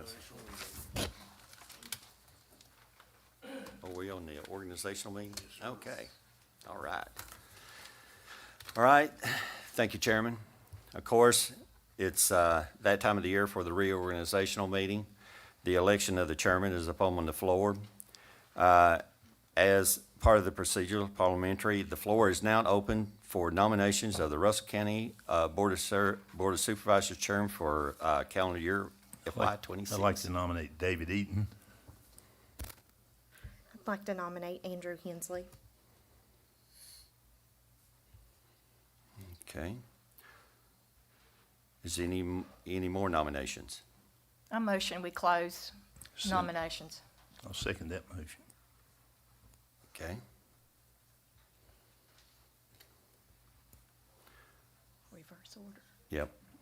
In reserve, we will proceed to the you have to vote. Yes. We have to proceed to vote in reverse order with a show of hands. Yes, the motion to close, yeah. That was the first and the second, close. I need a motion. David? Yeah, I'm sorry. I'm used to the chair. We're closing nominations. Starting with Nate, All in sorry. favor? Okay. Show of hands. Close nominations, I apologize. Got you. Apologize, we have to document this as we're going, so, the nominations are closed. Now we'll proceed to vote in reverse order with a show of hands. Andrew Hensley, show of hands. David Eaton. Mr. Eaton, congratulations, you are the chairman of the Board of Supervisors for calendar year '26. Sir, I turn the board back over to you. All right, election of the vice chairman. Do we have a nomination? I do, Mr. Chair. I nominate Rebecca Dye for vice chair. Okay, any other nominations? Nominate Andrew Hensley.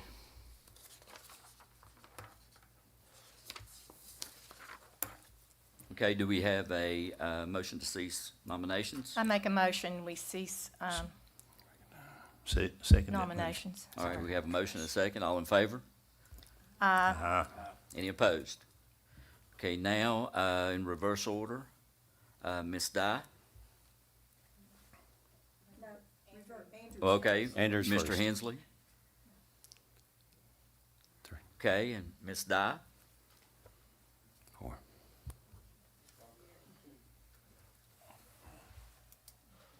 Okay, Ms. Dye, congratulations. Clerk of the board and deputy clerk?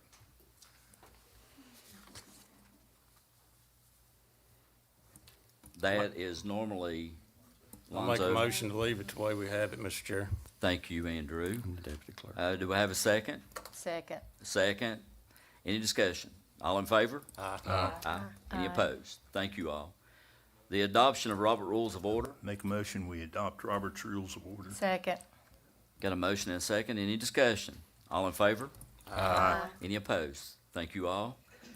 Adoption of the Russell County bylaws. Make a motion, we accept our bylaws as they are. Okay, do we have a second? Second. Motion second. Any discussion? All in favor? Aye. Any opposed? Thank you all. CY 2026 Board of Supervisors regular meeting schedule.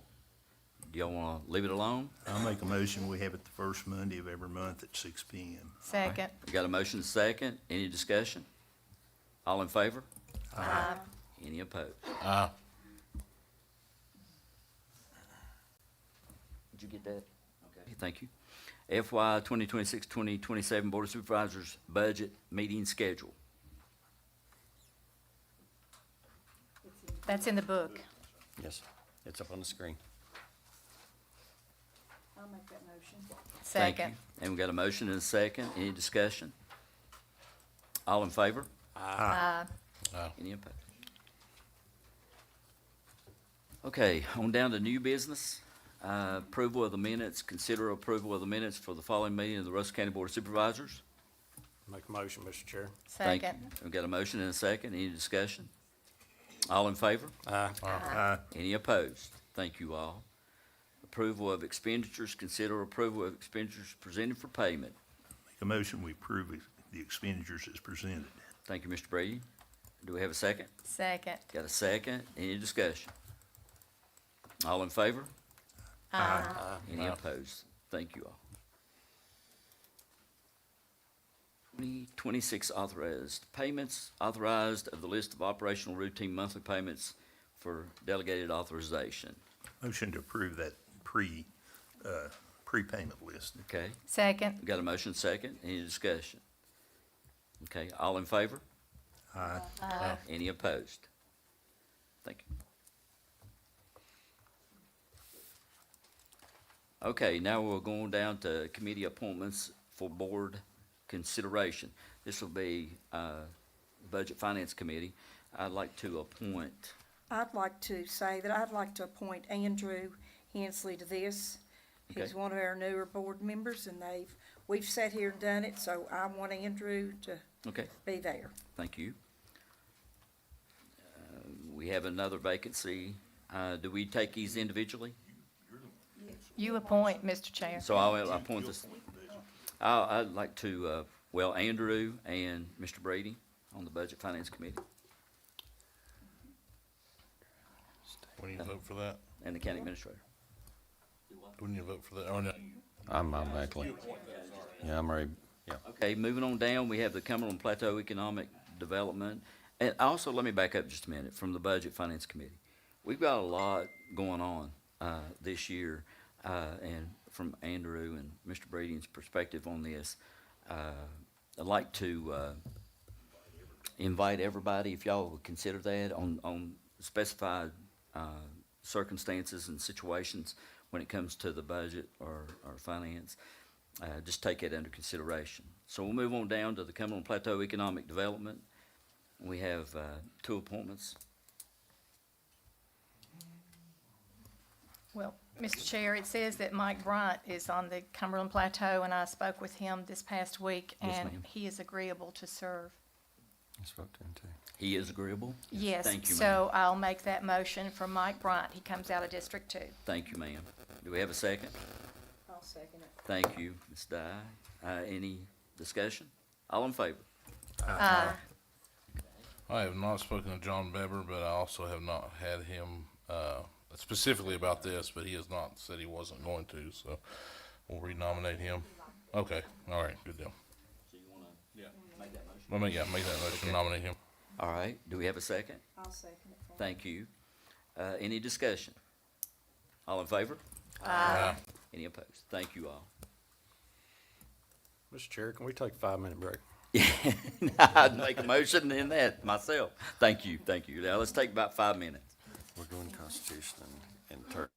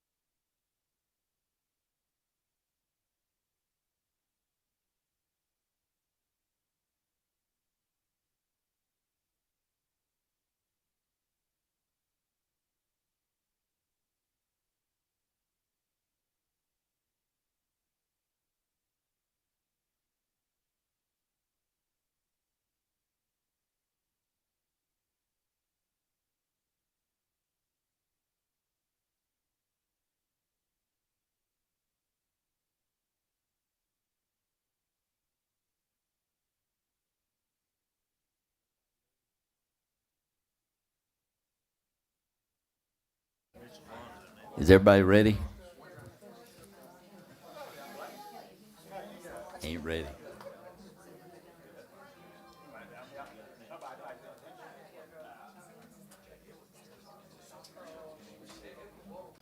Yeah, it does. It's green up 1978.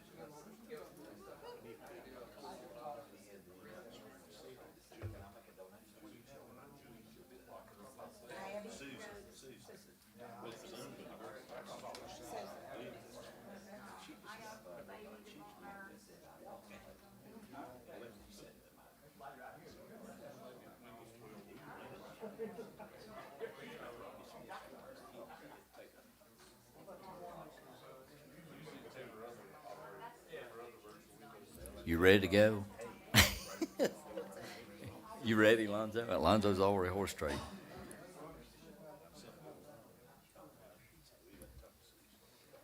All right. I ain't gonna try to interrupt you guys, but if y'all wanna, thank you all so much. We'll try to get cranked back up here and get going, so everybody can get home. Pretty decent, but we got citizens comment period. One I got on the list is Larry Hughes. There he is. Larry Hughes, live at 11 District, Mr. Brady's district at 30 Glade Hall Drive. I don't have much to say, just wanted to come back with you and again ask the board to keep foremost in your mind what I call VCON, all right, Virginia. The VCONs to address the 2A issues with things that's gonna come down. And we'd asked to write a letter, and I think you was gonna do it, but the health issues and things that happened and all the holidays in December, we didn't get to meet. I still would like to meet with you. And that's basically it. I want to thank the board again for your consideration. I will say this, Virginia, in my opinion, I'm not a legal scholar, but in my opinion, Virginia is already a 2A state. We just don't realize it because the Constitution, the first article in the Constitution says, my property is protected. That gun is my property. It's protected. So in essence, we already a 2A state. And what you're doing is you're reaffirming that as a local county area, that you're reaffirming your support. If we can get all the counties to do it, and then move with the coalition so we can challenge it at the federal level, especially the federal level and the state level too. But we've got to get a lot of people involved, get a lot of counties involved with it. I've talked to Washington County here. I'm going to Tesla County in a couple of weeks and some other counties. We want to try to get all the counties involved. If we get enough people working on it, we can solve this problem. Not only the guns, but also all the other stuff that's going to come down. Things that's just hard to believe that we're going to be exposed to. Thank you. Thank you, Larry. Thank you so much. All right, I'll close that out, and we'll go to constitutional officer reports and requests.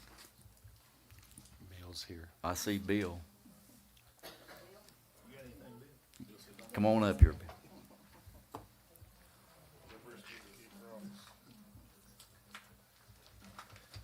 Afternoon, evening. How's everybody?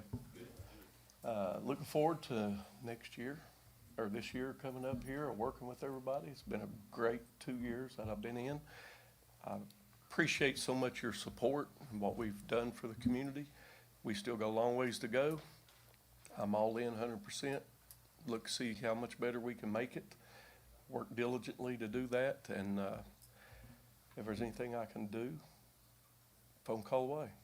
And look forward to working with you.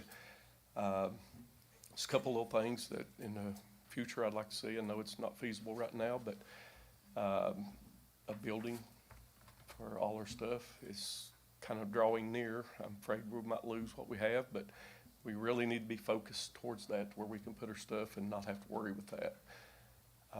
Other than that, I'm good. Everything's great. You've given me everything I needed, the tools to do what I need to do, and I'm appreciative.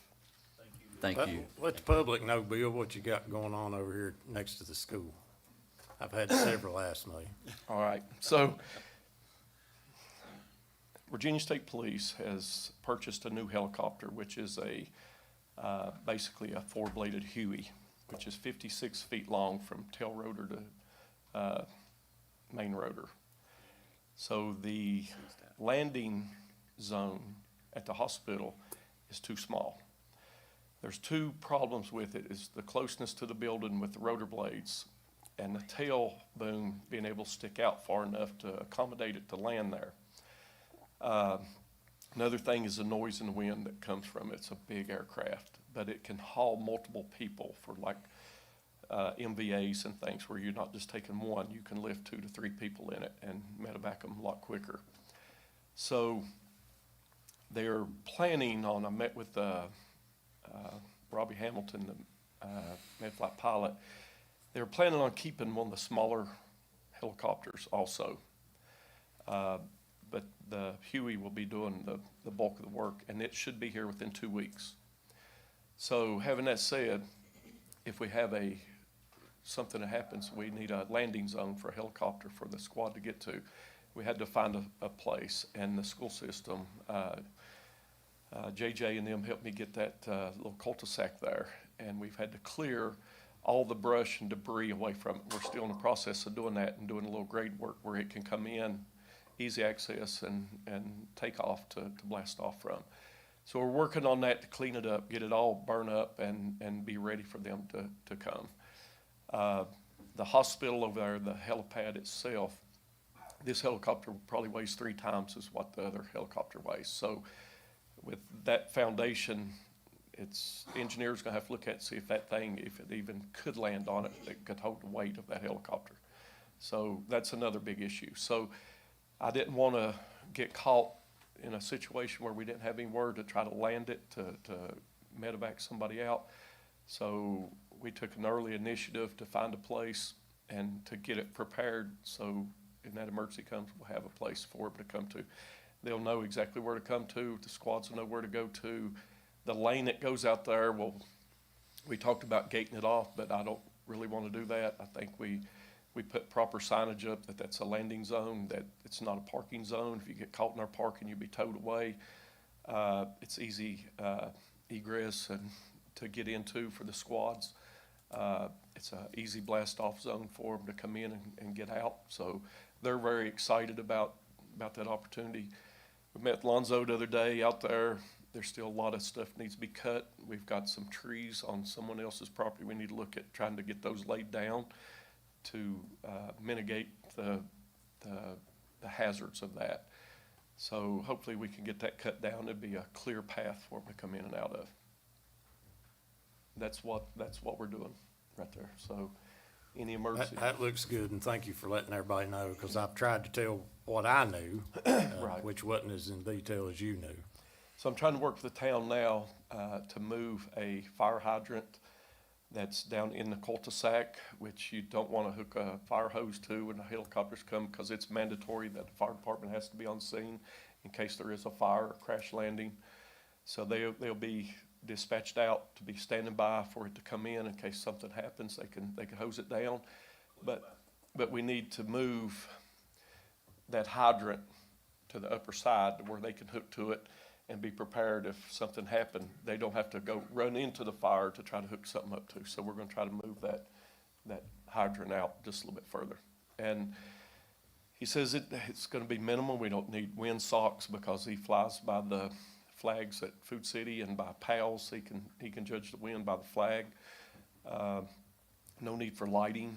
He doesn't want the lighting because they use the MVAs now and the lighting blinds them at night. So in daytime approach, they can see perfectly. So there's no need that we're gonna have to spend anything other than maybe sealing it and keep maintaining it. The big question is maintenance on it later, is mowing, getting those stumps down. You know, if you leave a stump, you're gonna have underbrush. You can't mow around it and it's gonna create a problem. So we need to have that really cleared off, sprayed, planted with grass and mowed, just like school does, to keep it functional for us and prevent any debris from getting caught in the rotor blades. Thank you so much. Thank you all. Bill. Anybody else, constitutional officer reports and requests? All right. County attorney reports and requests. Thank you, Mr. Chairman. So my first item and second item kind of go hand in hand.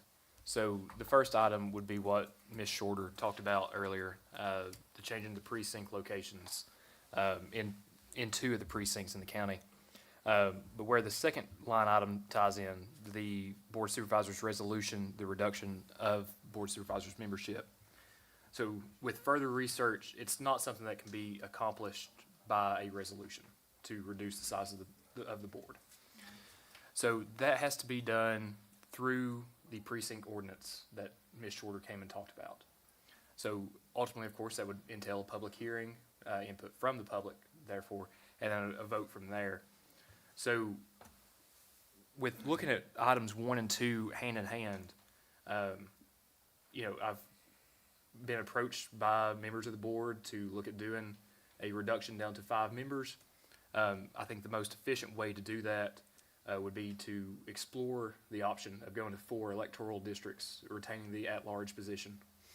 So my ask, based off line items 1 and 2 and what I've gathered from the various board members, is to ask the board to authorize the county administrator and the county attorney to work with Ms. Shorter and explore the options of going to 4 districts and, of course, keeping the option of retaining the 6 districts, and present those 2 ordinances to the board for the public hearing and for its final approval, you know, on down the road, once those ordinances are prepared and we schedule the public hearing.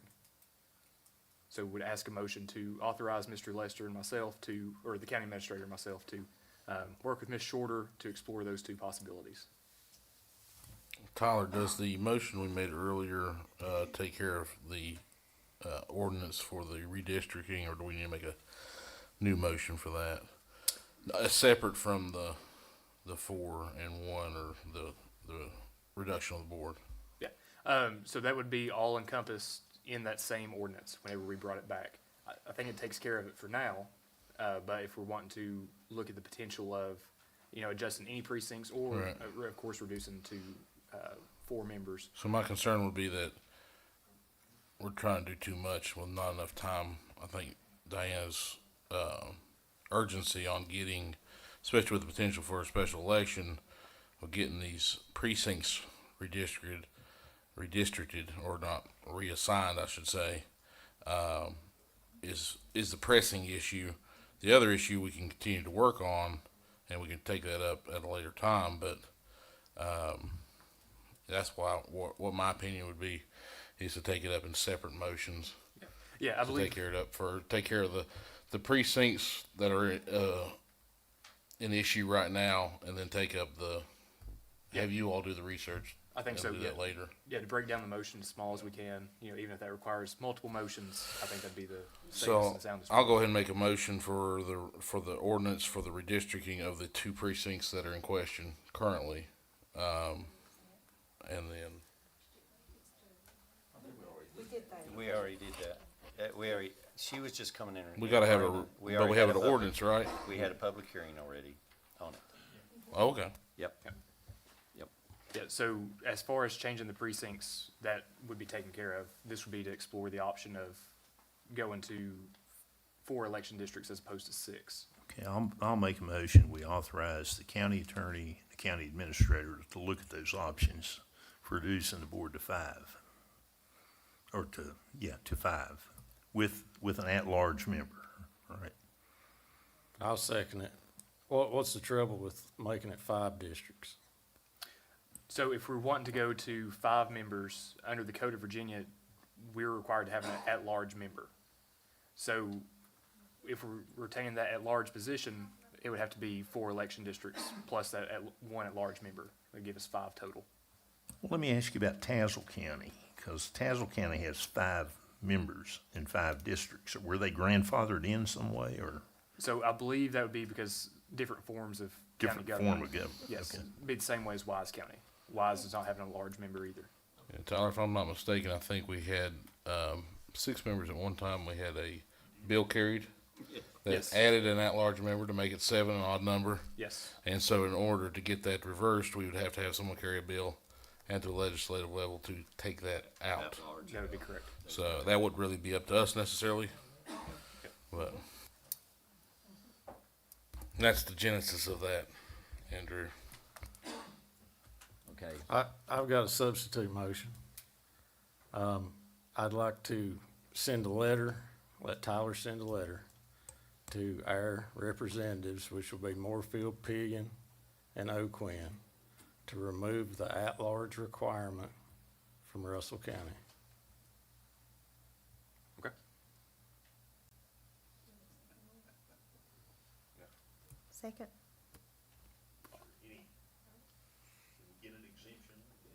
Well, so when we were originally looking at it, we found it in there where it's specifically that Russell County was granted an at-large position. Looking back at that, where that code section is, I mean, in full transparency, do not know what code section that's in. What we're seeing now, and so I don't know if that was a former section of the law that's since been repealed or what, but now it's looking like across the state of Virginia, if you're on the county board form of government, it's complete. Everybody has to have the at-large position. Really? Yep. Yep. You'd be the only one exempt right now that would be written into the law. So you just said Wise County didn't, but They were grandfathered in. so everybody that's not, Scott, Russell, Carroll, And Henrico, I believe. Yeah. there's only 4 counties that have the Yes. county form of government. Yes, so there's multiple forms of county government. Just because you have a board of supervisors does not mean that you're a county board form of government necessarily. As contrary as that may sound. But as Ms. Dye pointed out, there's, as far as I know, 4 counties in Virginia. Russell, Scott, Carroll, and I believe it's Henrico. It's one of the Richmond area counties that has the county board form of government. So with that, those are the ones required to have the at-large position. So we'd have to reconstitute our government in Russell County if you wanted to change that. Yes, And I don't want to do that. And if we do I don't think anybody wants to do that. And if we do it, it also affects the school board, is that correct? That would be correct. Affects the That is school board? correct. So you're looking at 4 districts in that at-large? That's right. Yeah. See, if you're looking at under chapter 15.2. If you look under this code right here, if you look at chapter 15.2, 402 is the ones that we're looking at. It says in the first line, the board shall consist of 1 member elected from the county at large. That's the new code. That's the Mr. county board. Lester, do you have a range of how much this is gonna cost us to do? Cause I know obviously we're gonna have legal fees, and then, you know, but how, and then maps, I guess, and stuff. Yeah, I just kinda, I'd like to hear a ballpark.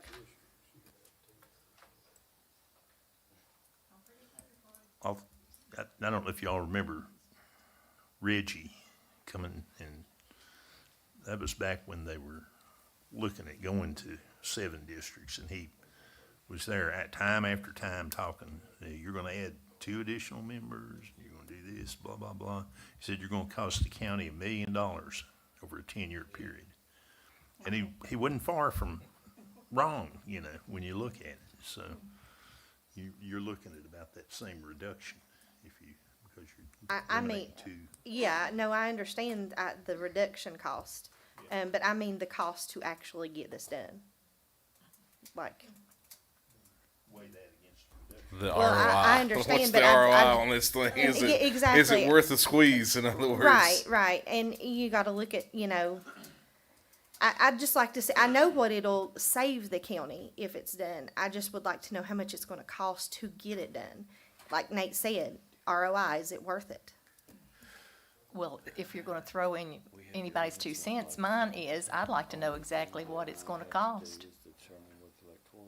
Isn't Yeah, that what we're talking about? that's I my- want- that's I my wanna point. see- I wanna see the whole numbers. It's I not don't- much use talking about it if you don't know the I don't- end result. You gotta have the, how much? And Right, then, that's my point. is it worth the reduction of the representation for the county members, of the citizens? Yeah. Because, I mean, honestly, my district already is the largest, but most, you know, but I've got a lot that is not populated. That's right, So landmass. right, so when you look at the county and putting 4 districts, mine is already hard to cover as far as if you're door knocking, if you're trying to get from, you know, you look at it, I'm Drill, Weiser Valley, that area, all the way over here to Wilder, it's big.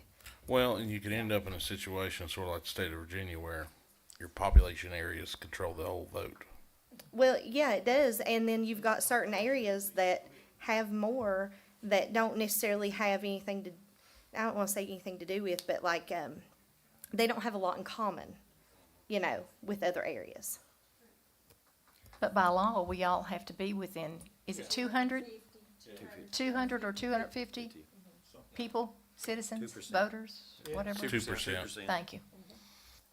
What I don't, we're not in a big hurry to get this done, are we? I didn't run on No. changing it from It's 7 to whatever you 5. I mean, No, no. I just brought it, up because, you know, some of the people that ran wanted to reduce the I number. think Now, I we- think I it's think a we need great another thing to cost. talk about, But we what need I'd to like look to at do cost. is table it and let, the county administrator run the numbers on it, on both sides, to see what kind of savings it's gonna be, and get it back to the board, that way, because I think that's crucial. I mean, you know, And that, what you're looking at timeline wise, Mr. Chairman, per the code, it just has to have one election preceding the election that would have the board members in it. So Yes. I or don't- one general election, so you'd be looking at having it done and implemented prior to the 2026 November general. Yep, So, that is correct. So we need a motion Yeah, I for didn't you run all the to meeting. explore that. Yeah, what we can do is, you know, I did the census, so this may help. That ties into it every 10 years. So we did it in-house. So what we will have to do, she's not here anymore, we'll work with the electoral board to see, one, we already know what the cost is if we close. See, y'all got many options here you gotta consider. First of all, if you go to 4 districts, 1 at large, you're gonna have to look at the number of precincts. Do you really wanna keep 2 to 3 precincts in each district if you go to 4 districts? So there's a lot of things that could be considered here. So let us go back and sit down with electoral board and we'll figure out the districts. So, but you gotta remember, the trifecta just went in. So they're appointing new people to the electoral board, so give us a little time here. So we're trying to, the good thing about the 2 precinct changes, that was, public hearing's already been done. We can go ahead and actually implement those and start moving on the 4 plus the at-large. How's that? So, Mr. Chair, do you want a motion to table it? I'll just, Or just you I'll table just, it? yeah, I'll table it until we get everything and communicate with the full board in regards to, and if y'all have any questions, send them Okay. to them, that way we can get a Yeah. response. And back. we'll be working on it in the I'll meantime, even though you tabled it, we'll still be. I'm gonna withdraw it to make everything neat. I'll withdraw that motion. Okay. Okay, all right, now the next one is, the Virginia, well, overreach nullification VCon. yes, so, Mr. Hughes, thank you again for being here. Appreciate the presentation last month as well. So, Mr. Hughes, of course, presented the board last month, presented the idea of drafting a letter. Of course, he's brought that up, again this evening. It's on the agenda this evening. So essentially, there's 4 options before the board when it comes to that. So your first option would be to vote to authorize the county administrator and myself to draft that letter and bring it back before the full board for a vote and for approval next month. To vote to authorize Mr. Lester and myself to go ahead and write that letter and send it out. To not write the letter at all, or to table it to next month to see how, you know, for any reason, but more or less just to see how the General Assembly plays out over this first month They reconvene next Monday. So essentially, 4 options there before the board. We just need a motion for one of those 4. It'd be early next week, I believe 14th, Monday, or maybe 14th? Wednesday. Yeah. 14th, I think. Well, I have told Larry I am going to be speaking, Larry, through his invitation and their invitation to speak at the VCOM meeting. I'm going to be there in attendance, but my recommendation to them is to address this. And I have talked to Josh Hess with Congressman Griffith's office in regards to any kinds of actions or these, what I've looked at, 20-some bills that they're on a fast pace to try to implement. But the federal government supersedes the state. So what my recommendation to them is reach out to the federal government on our federal side, and I will be going to DC, I think on the 14th, for the, to do another presentation on rural communities. But what I would like to see us do is to present it, because if these actions go before the Supreme Court, I don't think they're gonna hold up, Larry. You know what I'm saying? But we do need to take, like you said, every aggressive action that we can to make our voices heard. And I totally agree with that. But I'm going to speak at that meeting that we're going to schedule, and we'll try to come up with some sort of solution to the issue and address it. Tyler, I've got a question for you. Yes. I know, can state law be more stringent than federal law? Is that allowed? It can to an extent, but in a situation like this, I agree with Mr. Eaton. Should one of these provisions that, arguably inevitably get passed in Richmond this session, should it be challenged on a constitutional level? I mean, of course, depends on what that legislation is.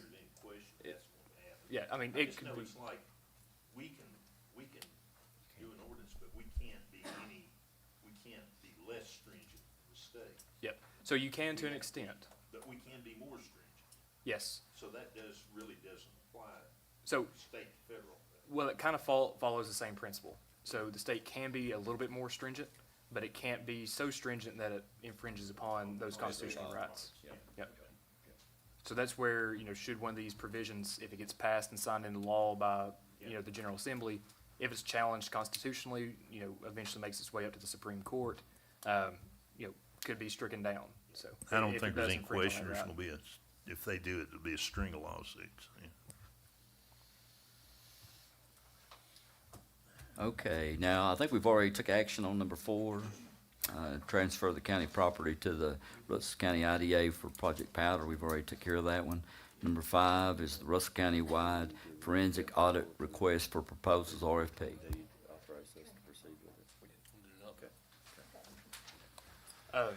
Yes, so the forensic audit committee update, all the interviews have been conducted. The committee members have ranked the choices. There is of course, second round of interviews that'd be involved with the top ranking candidate. That'll be taking place before the next board meeting. Of course, can't discuss specifics until that is solidified. So should, in theory, have a solid answer for the board at next month's board meeting. Okay, thank you. County Administrator reports and requests. All right. Thank you, Chairman. Of course, first start off as the first responders are here, and we've talked about this in the flooding. I want to remind everyone and the board and first responders, either fire, rescue, or sheriff, any response in any field of response. We're having a Russell County First Responders Dinner that was approved by the Board of Supervisors January the 10th at 6 p.m. in the Russell County Conference Center. So everybody's welcome to attend. Bring your family members. This is just an appreciation from the Board of Supervisors for the hard work that we've done over the year. Like I said, we've had many incidents and, floods, hurricane. I don't think we could be tried more harder, God willing, we're not. So again, January the 10th at 6 p.m. Mr. Lester. Yes, sir. Are you sure it's at 6 p.m.? Didn't we look at that today? I thought it was at 5 p.m. Let me look at the, I remember asking about that in particular. Yeah, you're right. It is at 5 PM. I Okay. apologize. I didn't want anybody showing up expecting Well- dinner and it's already gone. Some of them will get in early and eat. These boys can eat, 5 PM. We first had it scheduled at 6, but with the winter weather and it getting dark, they said to back it up a little. And first of all, I've got all the first responders in one room. So if something goes wrong, some of them's gonna have to leave, depending upon the emergency. So people, try to be careful there on January the 10th at 5 PM. Let me kind of let you know, Pastor Jeff Kinder is going to be there. He just got back from a trip to Africa with his church, but he's going to be there to speak also. And he's part of the delegation with our sheriff, Bill Watson, and Jeff. And there's a whole group. I don't want to start naming them because I'll leave somebody out. But these are a secondary established group of people that even in Dane, they were on the ground, done a fabulous job working, doing the things that needed to do with also an organization in Damascus. Since all this has took place, we've been very proactive, not reactive, to try to get the right equipment, the right things that we need to work with. And I think our sheriff and has done, and his group, Officer Skeens has done a wonderful job. All the things that they've done has been just, and that's the reason I think we need to appreciate. Our volunteers, I think a lot of times we take it for granted. And I thought about this the other night. I told my wife, I said, I think a lot of times if it don't hit you or if it's not impacted you, you don't even think about it. And since taking this emergency management director's position and being in conversation on a consistent daily with all these people, I see the hard work, dedication, and commitment they have to make our lives better.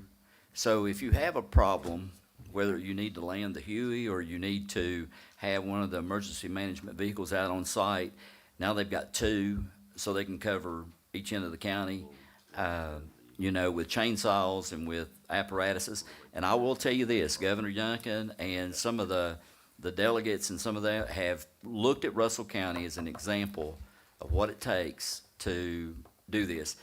Cleveland Rescue and that group of people having these additional classes and trying to get more people involved has set a spark with working with St. Paul and working with Lebanon, Castlewood, all these other organizations. I don't want to leave anybody out, and if I do, I apologize.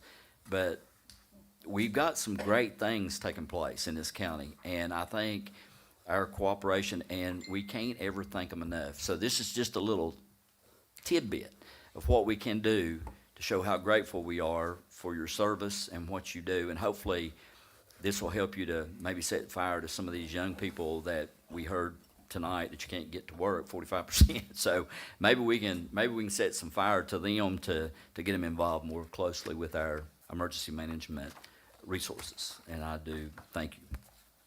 Thank you, Chairman. Next is the VACO Legislative Program 2026. Of course, this will probably be changing, so it is in your package. Y'all can review it, look at it's changing quickly. Same way that next on the county administrator request is, of course, on February the 5th, 2026, it is the 2026 VACO Local Government Day. That is on the agenda. Please let us know if you want to attend. And of course, the governor's biennium budget amendments, that also a change. It's on there to take a look at, so all that's going to change too. The important thing is for the board, the 2026 state and local economic interest statements. We've got hard copies to you. Make sure that you get those in before the February the 1st deadline, and make sure that your FOIA training is up to date. Of course, the Russell County road reporting system, take a look at those. They're running down, so is the VDOT report and system. That right now, and of course, the residency is not requesting anything from the board this month.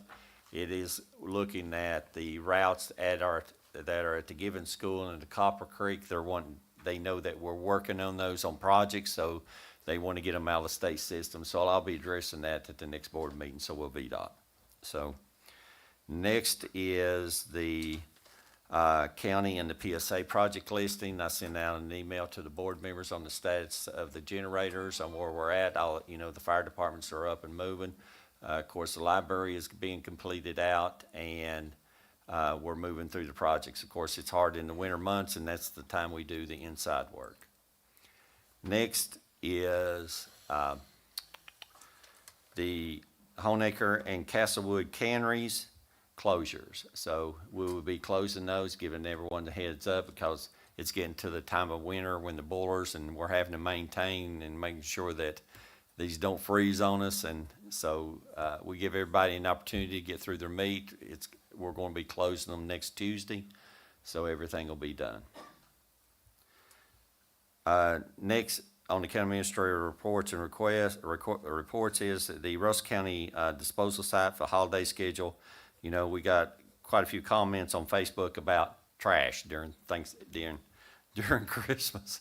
They were running over. It was warm and everybody cleaned out their garages, which we weren't expecting. We were expecting, package and gifts and wrapping paper.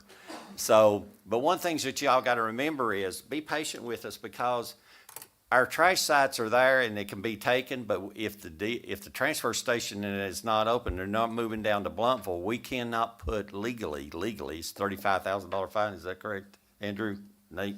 $35,000 fine if we get caught with trash on the floor per day, just occurrence. So we got to be careful, even though we got them. So what we're going to do is for next year, this is proactive planning, because this hadn't happened since the pandemic. We thought it would trend down and the trash would go away. Well, due to the warm weather and the volume of traffic, our tonnage has picked up. So what we're going to do, the Waste Authority Management, of course, Andrew and Nate said on, we're going to work with the Waste Management Authority to see if we can't get some part-time at the transfer stations during the holidays to maybe relieve some of this for next year. Now watch next year, it'll be a blizzard, nobody can move.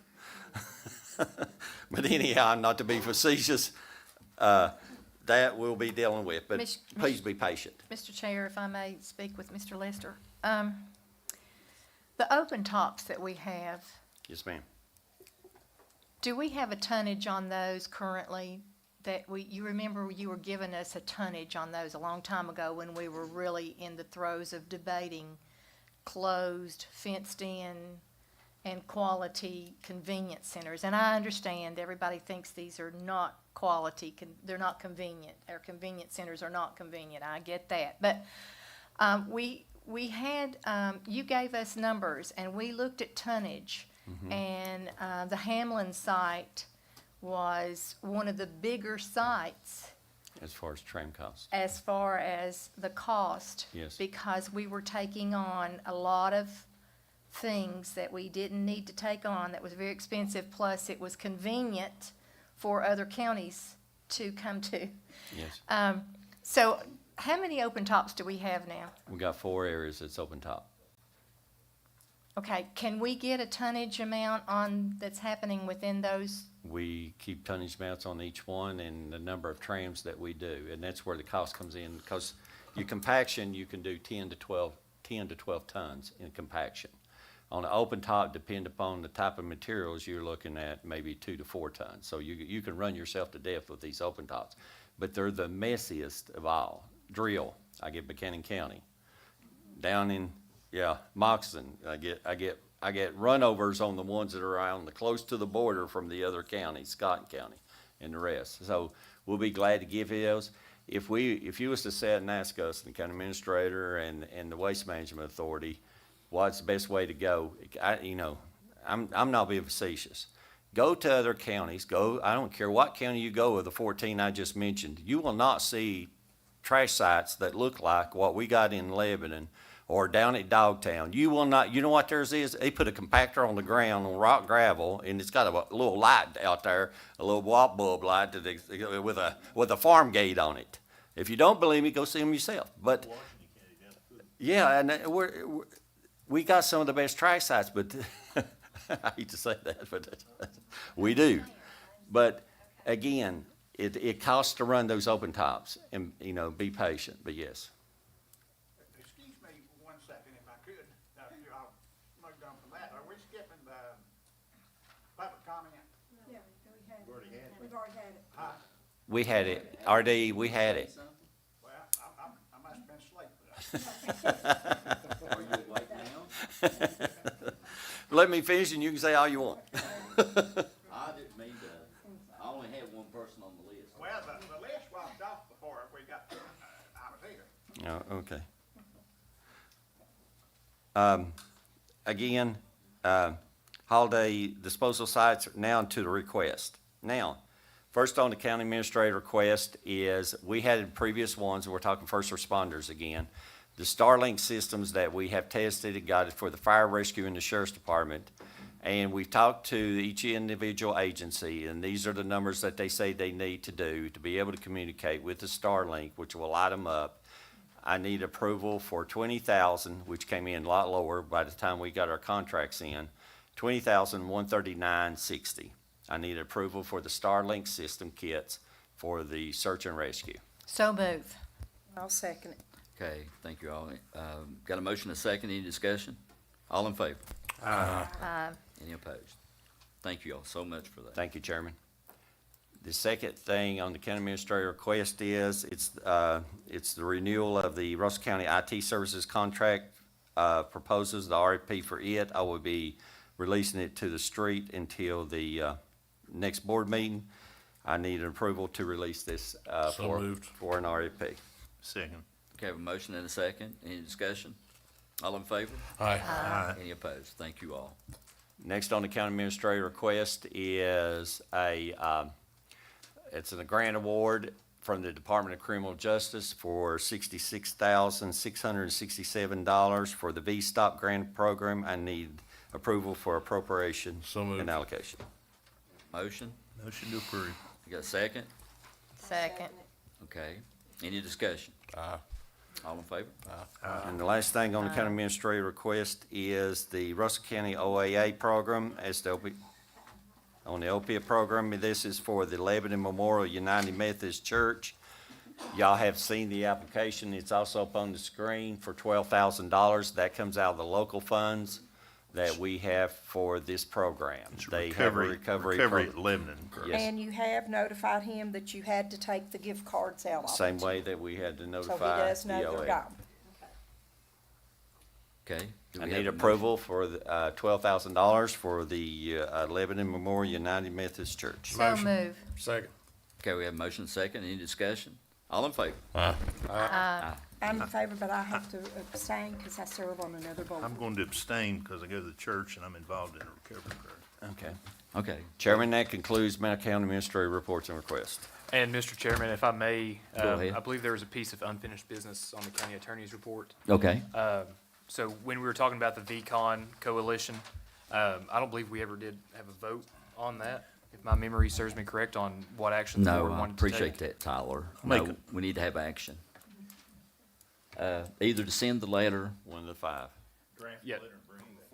Yeah, so it's four options, to vote for Mr. Lester and myself to prepare a letter, bring it back to the board for approval next month, to authorize Mr. Lester and myself to go ahead and draft that letter and send it out, to, not send the letter at all, or to table and discuss this further next month's meeting, once the General Assembly's I'll got make a motion that you guys draft a letter and bring it back next month and we can discuss that. At least we'll have something to go by. okay, we have a motion? Yep. Do we have a second? I'll second that. Got a second? Any discussion? All in favor? Aye. Any opposed? Thank you, Tyler, for bringing that back to our attention. Yep, thank you, Mr. Chairman. Okay, now we got, board discussion and reminders. I'll start with you, Andrew. I think I'm good, Mr. Chair. Thank you. Thank you, sir. Ms. Wallace? Nothing, thank you. Thank you, ma'am. Ms. Tara? I just want to thank everybody for coming out and sticking with us. Also, would like to remind everybody, we're going to, likely have some cold weather moving in. Check on your elderly, check on your neighbors, and if there's anything that we can do, just let us know. Thank you. Steve? No, I'm good. Thank you. Ms. Rebecca? No, I'm good, thank you. Mr. Kaiser? Happy New Year, everybody. Yeah. Welcome to 2026. It's gonna be a blast. Okay, and I will need a motion to adjourn. Motion. Second. Got a motion second, any discussion? All in favor? Aye. Thank you all so much.